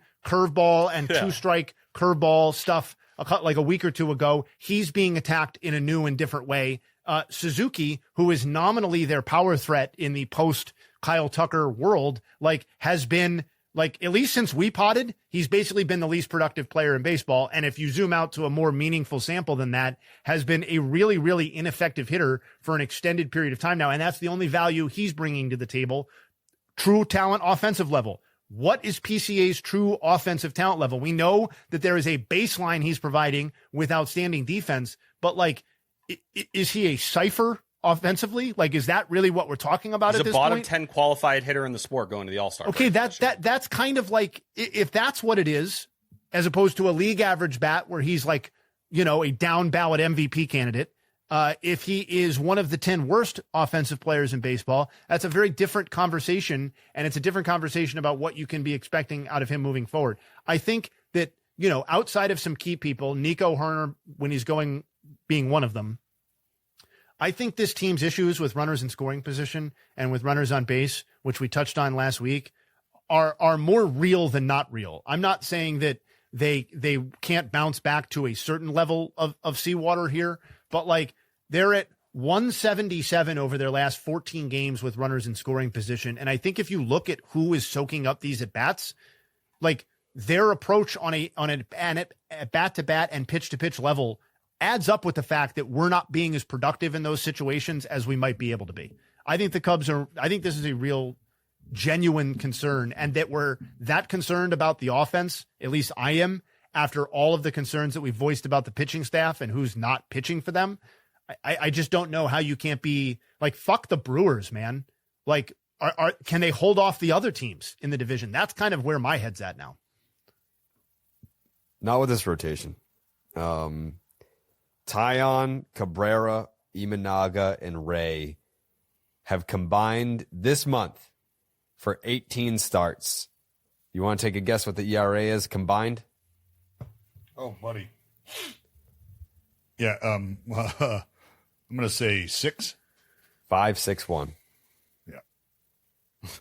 25 bombs. They've given up 25 bombs in 18 starts. Since May 10th, just going down, Seiya Suzuki has a 0 WRC plus. Dansby's at 15, Haps at 43, Nico Hoerner at 73, and PCA at 82.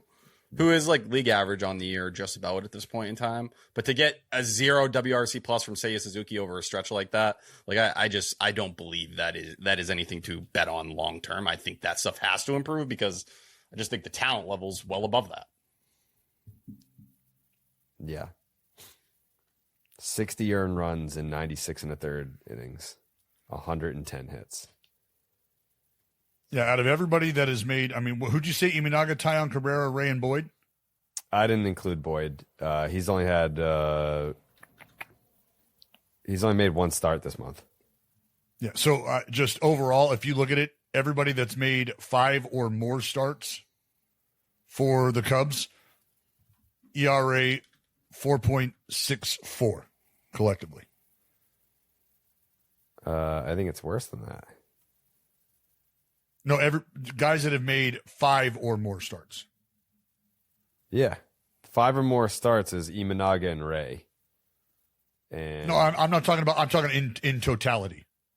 Yeah. Yeah, over the course of the entire season. God, 5 or more starts. Yeah, it's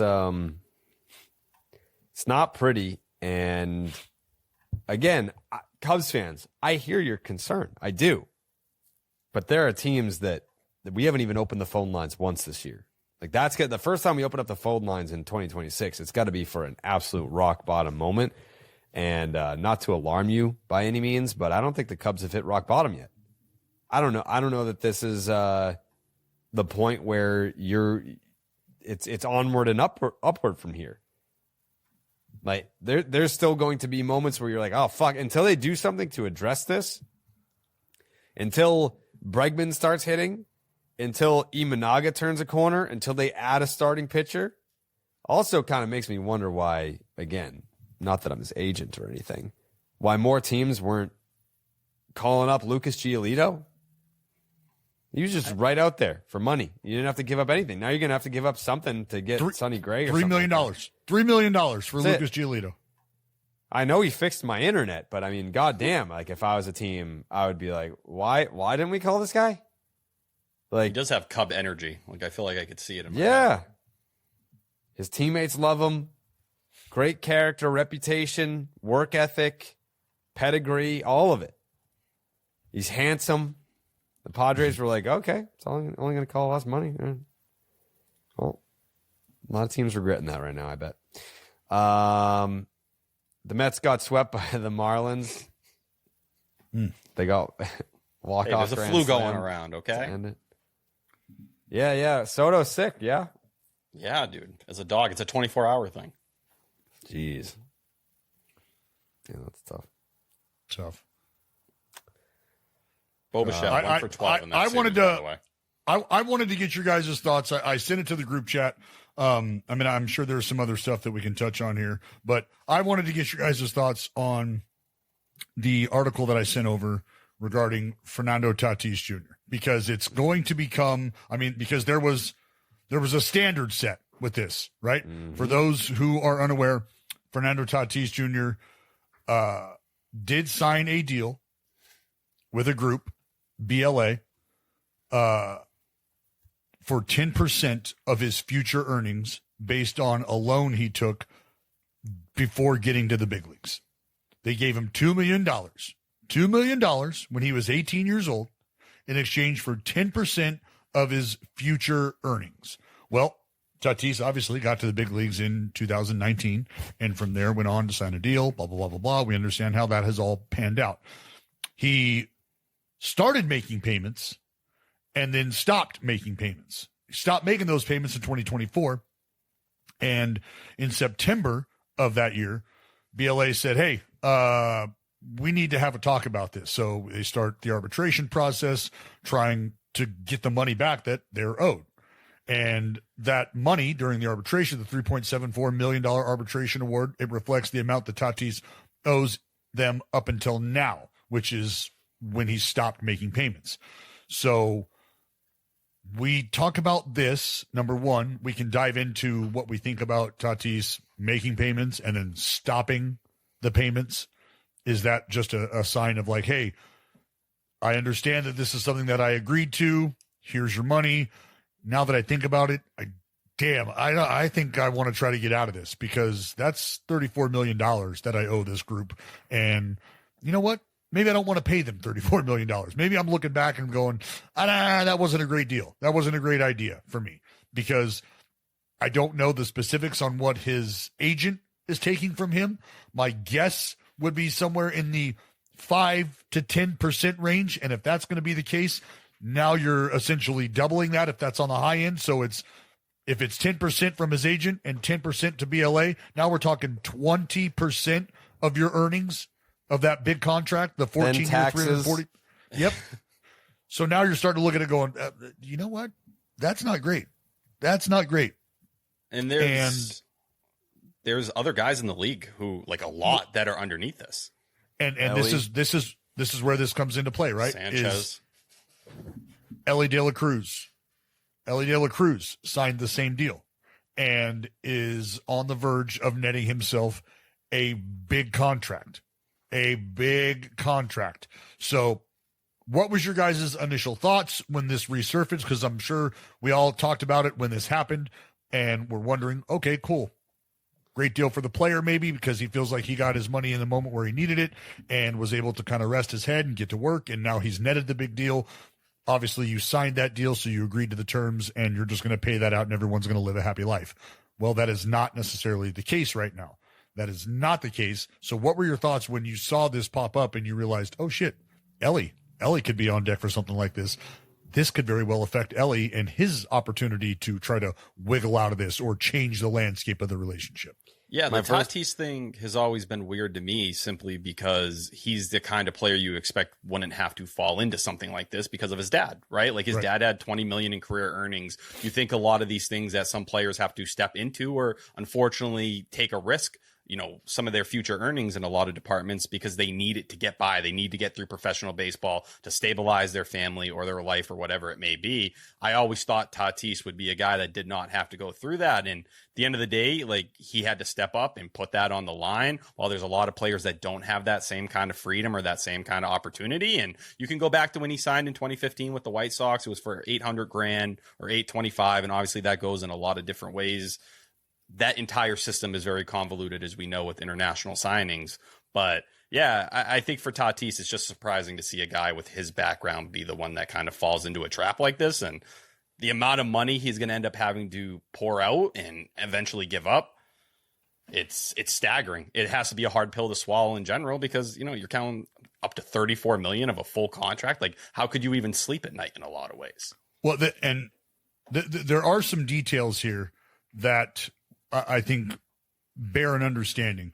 Number one, Tatis can and will probably appeal the decision, right? Mm-hmm. That's something that we understand.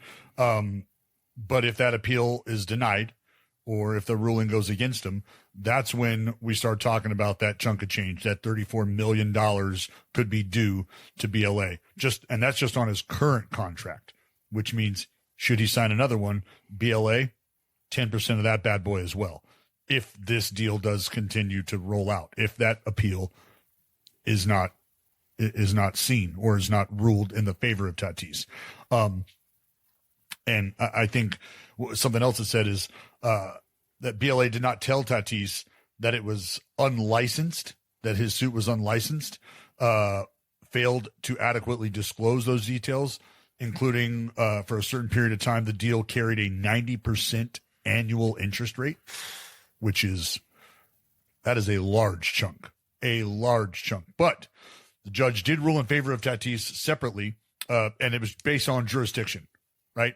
So this deal was negotiated and signed in the Dominican Republic, but they are ruling that it has largely been executed in California, that the player agreement was performed in California. So not to bog you down with legal jargon and how that's all going to work out, it's just fair to say that it feels like it's going to get a lot messier before we get any clarification.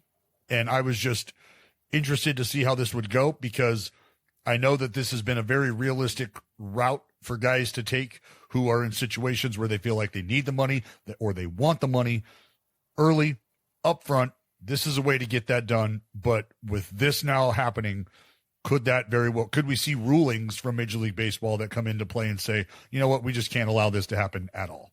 Feels like a bad record label deal. Yes. Yeah. Yes, it does. I mean, it's predatory. That's what it is. I'm not making a legal argument. I'm making a moral and ethical argument. It's a predatory setup. And that, teenagers are allowed to enter into these agreements, might be legal, and they might have to be on the hook for these, but that doesn't mean that I think we should feel good about that they exist in this society. I think this is generally a pretty rotten deal. And let me hold on. Let me ask you this though, Jay, because I understand where you're coming from in terms of the perspective of it being predatory. But what is different? Let's say Fernando Tatis Jr. doesn't have any representation, doesn't have an agent. So that 10% agreement just never exists. And BLA shows up at his door and says, hey, we think you're going to make a lot of money. However you want to handle those contract negotiations or whatever, if you want to do that on your own, great. Here's some money up front. And in exchange, we'd like 10% of your future earnings? Or is that something you're interested in? And the player goes, yeah. Isn't that very similar to your relationship between your agent and you as a player? Because if I have the same agent my entire career, that means he's on the hook for either that 5 or 10% of my entire career earnings from start to finish. So wouldn't that be deemed predatorial as well? Because agents, Jay, show up at your doorstep when you're in college. They show up at your doorstep when you're in high school, when you are a juvenile, when you're 15 and 16. And it's funny because it's like when you're 17 or 16 or 17, you know what we call those agents? We call them advisors. When you turn 18 and you go pro, you want to know what they instantly become? Your agent. Funny how that works. So it's like we understand that it is absolutely predatorial on all fronts, but isn't that what business is? Because remember, if we're behaving like this and we're wearing suits and ties and we're doing it under licensed properties, that's just called business, right? If you were in the street, this is some shit that you would get snatched up for and taken into the alley. But this is business. So I understand the predatorial thing, but because I thought about that angle where if there is no agent present and it's just BLA, they're the ones who are saying, look, we'll give you the money up front, handle your deal however you would like to handle your deal. We just want 10% of the future earnings. Fair enough? So I would agree that most behavior by agents going up to 14, 15, and 16-year-olds is predatory. So I'm not going to argue against that. Like, I think that's distasteful in a lot of ways, and I don't think that's a part of the industry that should be bragged about or that we should feel good about. And that's for both U.S. domestic-based scouting and international scouting, which is, of course, grimier in a way that's its own podcast. So that I would say. Secondly, I mean, I would say one difference I would think is that your agent during the course of your deal, I've never had one, you correct me if I'm wrong, is out there advocating for you on some sort of level, right? They are trying to get the best contract for you during the negotiations, or they are working as your representation in other matters via whether it's contractual with the team or with endorsement deals or whatever elsewhere. The obviously BLA is not working as any sort of advocate on part of the player other than giving them the money. The last thing I'll say on this is that I think it is like de facto predatory by the fact that it is like you don't see what makes the Fernando Tatis thing so odd, right? Tyler brought it up, at least on its face, is that he came from a family that had money at one point. I don't know what Fernando Tatis Sr.'s finances are. I don't know what the relationship between the two of them is. So he might not have access to any of that money. It might be functionally not his in any way that matters to Fernando Tatis Jr. But you don't really see this group targeting or people signing up for this deal that are financially stable going in. You see people taking this deal who absolutely positively feel like they need the money in the present and are signing up for an exploitative deal down the line should they make a lot of money. And I get it. Eyes wide open. I'm not saying that the legal judgment was incorrect. I'm saying that I think that this is generally speaking, a black mark on the entire setup and the industry in general. That's my opinion on it. My first thought when I saw it was, so that's why Ellie wasn't in a rush to sign an extension. Like, I mean, I feel like, when we look at it as, like the Reds approached Ellie De La Cruz with a contract offer that would have made him the richest player in Reds history. It's a low bar for today's standards, but certainly a lot of money if that were the case. But I wonder how much of that was if I go out to free agency, I could make more if I wanted to. B, if I negotiate with the Reds, it's going to be for more than that figure. Or C, I kind of want to see how the Tatis process gets handled before I make any decisions in regard to signing a massive contract. Especially with Scott Boras there. Like, Scott Boras is a guy who's advocating and kind of has a feel for some of this stuff. Like, you probably couldn't have a better person in your corner to see if, like, is there a way we can get out of this? Like, it's a thing in the music industry all the time. Lil Pump, can you get me out of my initial deal and then I sign a bigger deal or whatever it ended up being? Like, usually some of these smarter agents have a way or a knowledge of where to go to get out of it. I'm surprised the two didn't kind of come together and you form more people and say, hey, we were all victims of this. We all were taken advantage of. Then you start to build a movement where, maybe you can shut something down or gain a push in the media to say this company's doing something that is predatory, as Jay said. Yeah, and remember, the detail, the caveat is that it was really about timing, right? It was timing, because it was in June of last year when Tatis sued BLA, claiming exactly what Jay was talking about, the fact that this is predatory. This contract is predatory. And the arbitrator said, well, you know what? BLA is going to get their money. You want to know why? Because you took too long. Tatis was required to raise his CFL challenges to the player agreement before arbitration proceedings began, and has therefore waived judicial review of such challenges. That is exactly what the judge wrote. So figuring out whether or not this will be overturned simply because it was like hey, you know why I don't have my tags on my car? Because they got sent out to me late. So, yeah, let me just figure out how I can get you that paperwork, and then I don't have to pay the ticket, right? It's more of like a fix-it ticket instead of me having to get banged for this fucking late mailing that I got from the DMV, because they're terrible.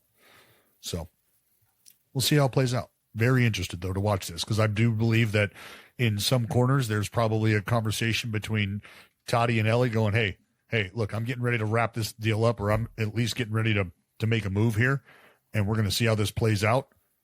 So let's see how it plays out. Let's see what kind of bar is set, and then from there, maybe you have a better pathway to signing your deal. Do we have it? Is there an obituary that we have? I'm ready to talk. It's not as long as belabored as Alek Manoah, because it's not as fun to make fun of. But I definitely have an obituary to discuss. Are we ready, Jared? Are we good? We're ready.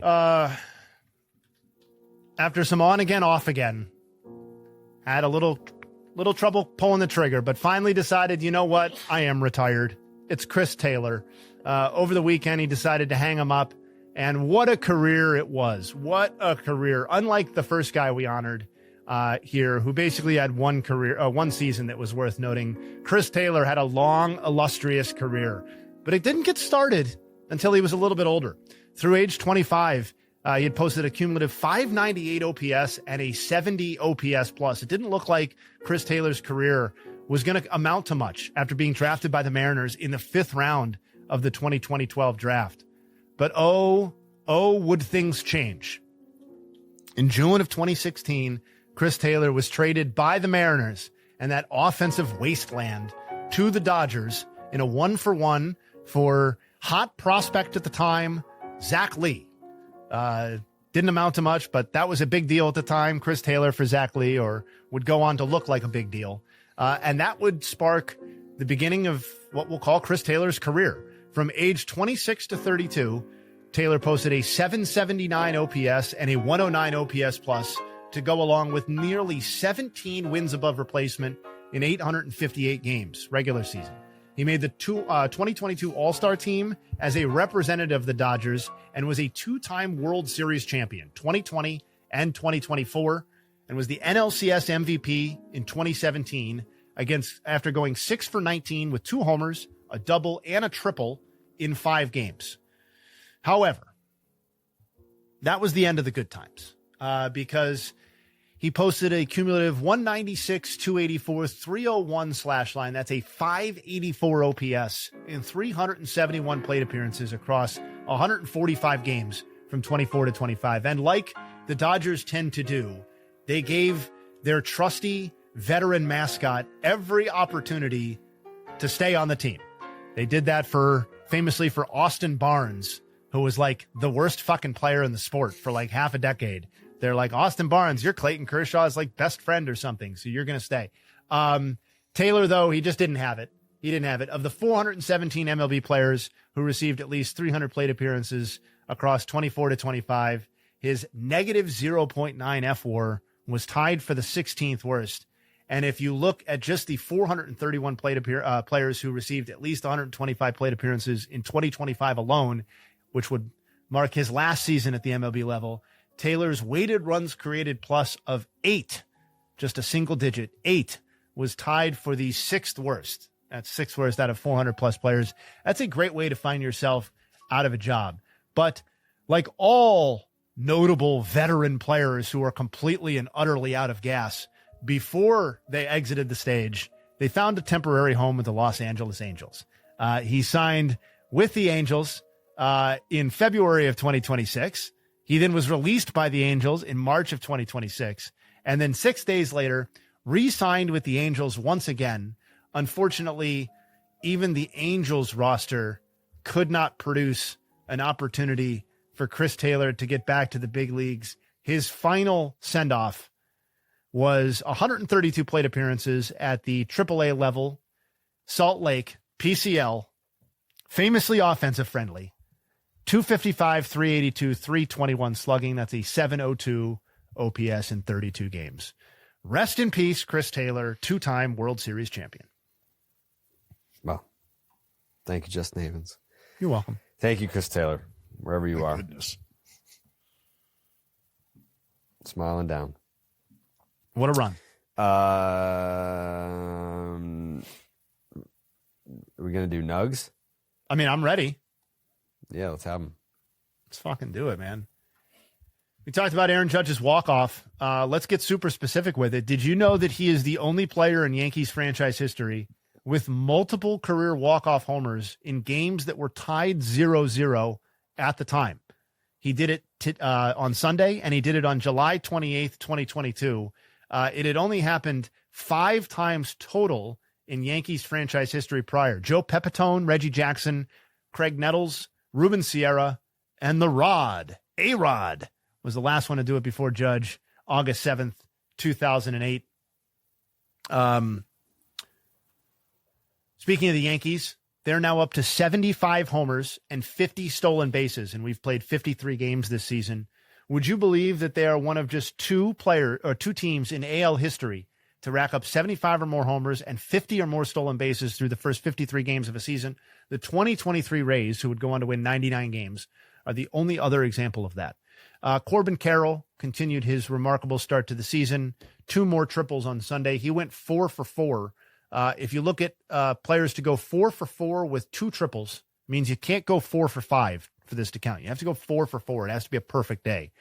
Corbin Carroll, Michael Harris last season in July. But before that, it had not happened since Denard Span in June of 2010, Jacoby Ellsbury in June of 2009, and Jimmy Rollins in August of 2008. Those are the last 5 instances of that happening. Robbie Ray, who up until this instance was one of the few bright spots in the Giants season, he walked 7 batters in 4 innings in his most recent start over the weekend. He's the 4th Giants pitcher since 1980 to have 7 or more walks in a start of 4 or fewer innings pitched. He joins Barry Zito twice, God bless him, 5 years apart, 2007 and 2012. Randy Johnson in April of 2009. And, of course, William Van Landingham in May of 1997. Yoshinobu Yamamoto dialed it up. The Dodgers took Saturday and Sunday from the Brewers. Yamamoto threw a season-high 22 four-seamers to left-handed batters in that start, a season-high 17 curveballs, including a season-high 12 to lefties, and he did not throw a single pitch double-digit times to right-handed batters. You can almost feel, I believe I also saw a commenter responded saying he got a season-high number of ground-outs or ground balls in general in this start. You can almost feel, because there was a stat going around, I think that I pushed at least, that Yamamoto's strikeout rate year over year was one of the largest decliners earlier in the season. And the more time goes on, the more you can just feel that he's just kind of experimenting and like trying out some different things and almost toying in a way with the competition in a way that you would like to think will make him extra prepared for the games that quote unquote really matter down the stretch and in the postseason. Tyler hit on some of this stuff. I'm going to be honest, I can't remember exactly what was said, so I'm just going to run through it quickly. Again, Shota Imanaga, first 9 starts, he allowed 15 runs and 5 homers. Last 2 starts, 15 runs and 5 homers. He tied a career high with 3 homers allowed on Sunday. It's his first game allowing multiple homers off his 4-seamer since September 25th of last season, and it's his first homer allowed off his splitter since March 29th of this season. And then, of course, the Mets, right when the Mets fans get chirpy with this podcast about how we're not properly honoring their 4 of 5 game stretch or something like that, they go ahead and get swept by the Marlins in pretty embarrassing fashion. Walk-off grand slam, Marlins franchise history. Of course, it was Roberto Hernandez on Sunday who did it. Before that, it was Kyle Stowers in May of 25, Giancarlo Stanton twice, Jeff Mathis, Dan Uggla, and Bobby Bonilla in September of 1997 was the first ever walk-off grand slam in Marlins franchise history, and those are the Nugs. Wow. Yeah, I feel like Mets fans are going to be, well, I was going to say we kind of a little perturbed. Like, we passed by that series kind of quickly, but I'm sure they don't really want to revisit it.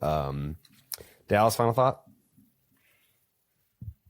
Yeah, my final thought is Roki Sasaki is, we talked about the Dodgers. What are they going to do with their rotation? Do they have concerns? Well, a bright spot is what Roki Sasaki has been able to do. He was good again, but over his last 4 outings, 23 innings, 21 punch-outs, just 5 walks. Just 5 walks for Roki Sasaki in those 4 starts. Good for a 3.52 ERA. And the idea is if he's going to be able to be serviceable to this degree, some of those concerns might not be as strong internally as they may be externally in terms of what the Dodgers rotation looks like, because Roki Sasaki apparently is just getting better and hopefully clearing some of the hurdles that have consistently popped up in front of him in his effort to be a frontline starter, the starter that the Dodgers went out and thought they were getting, the starter that no doubt Roki Sasaki wants to become, thinks he can become. And I think he would be better served and continue to be better served if he continues to focus and emphasize pitching in the big leagues as opposed to just chasing the velocity that he's after. Because I think if you can put that on the back burner for just a second, and take note of the work that you're doing in lieu of chasing the 100-mile-an-hour heater consistently, I feel like you're going to zoom out and go, fuck, not that bad. It's not that bad. I'm actually pitching well. I like that. This is working out for me. And Jay, hey, you brought him up briefly. I just want to encourage folks to go and check out the OnlyFans page for Walbert Ureña's changeup. Yes, again, I am the leading subscriber. Good luck beating me out for that position. But Ureña is absolutely disgusting. I love watching this dude pitch. He has also performed well over his last handful of starts. 27 innings, 23 punch-outs. Command is a bit of an issue at times, 12 walks, but it's good for a 1.67 ERA. And that changeup that I just discussed, absolutely just a giant bucket of filth for Ureña. That changeup is...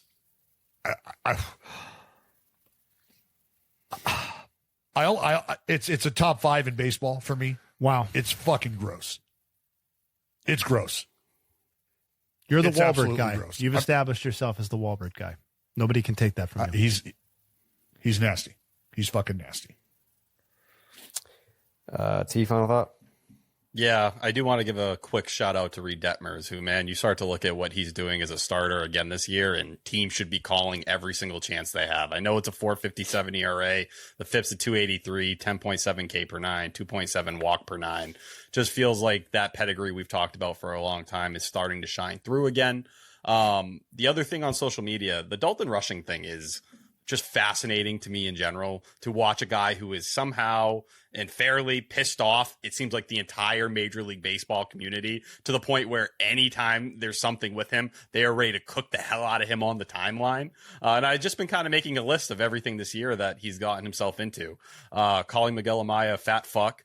The latest moment with Contreras and him kind of having this little moment of, oh, it's a ball, ended up being wrong through the ABS challenge. The Jung Ho Lee situation, and then him just trying to murder Willie Adames at second base.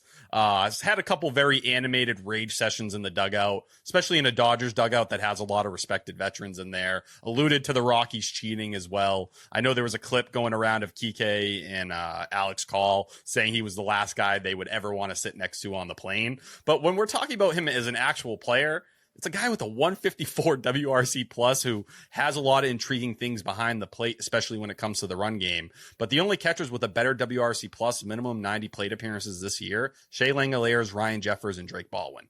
That's the company this player is in. So to see a young guy who has the prospect pedigree and a lot of the underlying metrics can kind of speak to what, he's doing offensively right now, to see the sport and fans hate him so much, what an interesting relationship that's going to be, especially if the Dodgers continue to be this team that will just get hated simply for the fact that they're great and we're watching a dynasty and all these things. I think Dalton Rushing as a villain is going to be something that grows and grows and grows. It was also great to see Jake Cronenworth today, or I believe it was yesterday, getting back on the field, doing light baseball activities. I do think when we're talking, and we mentioned it earlier with Tatis, him going to second base and getting healthy again. When you see a guy deal with the concussion issues he's dealt with over the last month, those are some of the scariest stories in sports. Him getting back in the mix is another step forward towards the Padres maybe finding some consistency on offense, and probably part of the reason why we're hearing more pitching targets than offensive targets. Jay, hey, final thought? I'll use my final thought to call out that the Miz is back on the mound today. 24 and a third innings pitched. A reminder, 9 hits, 0 runs, 37 strikeouts in 4 May starts. So I'm very excited to see what he can do. And I'll use my final thought to a very respected industry insider, too respected to be texting me, actually. Texted me this morning and asked me a hypothetical that I want to pose at Tyler right now. Rapid fire. I don't want an explanation. I don't want a preamble. I want your gut reaction to this question, okay? Go. Order please. these players from best to worst. Okay, using whatever criteria you feel is best. Okay. Reggie Jackson, Chipper Jones, Derek Jeter. Jones 1, Jackson 2, Jeter 3. Wow. It's exactly the order I said. All right, that's my final thought. Okay. Wow. Bang. Wow.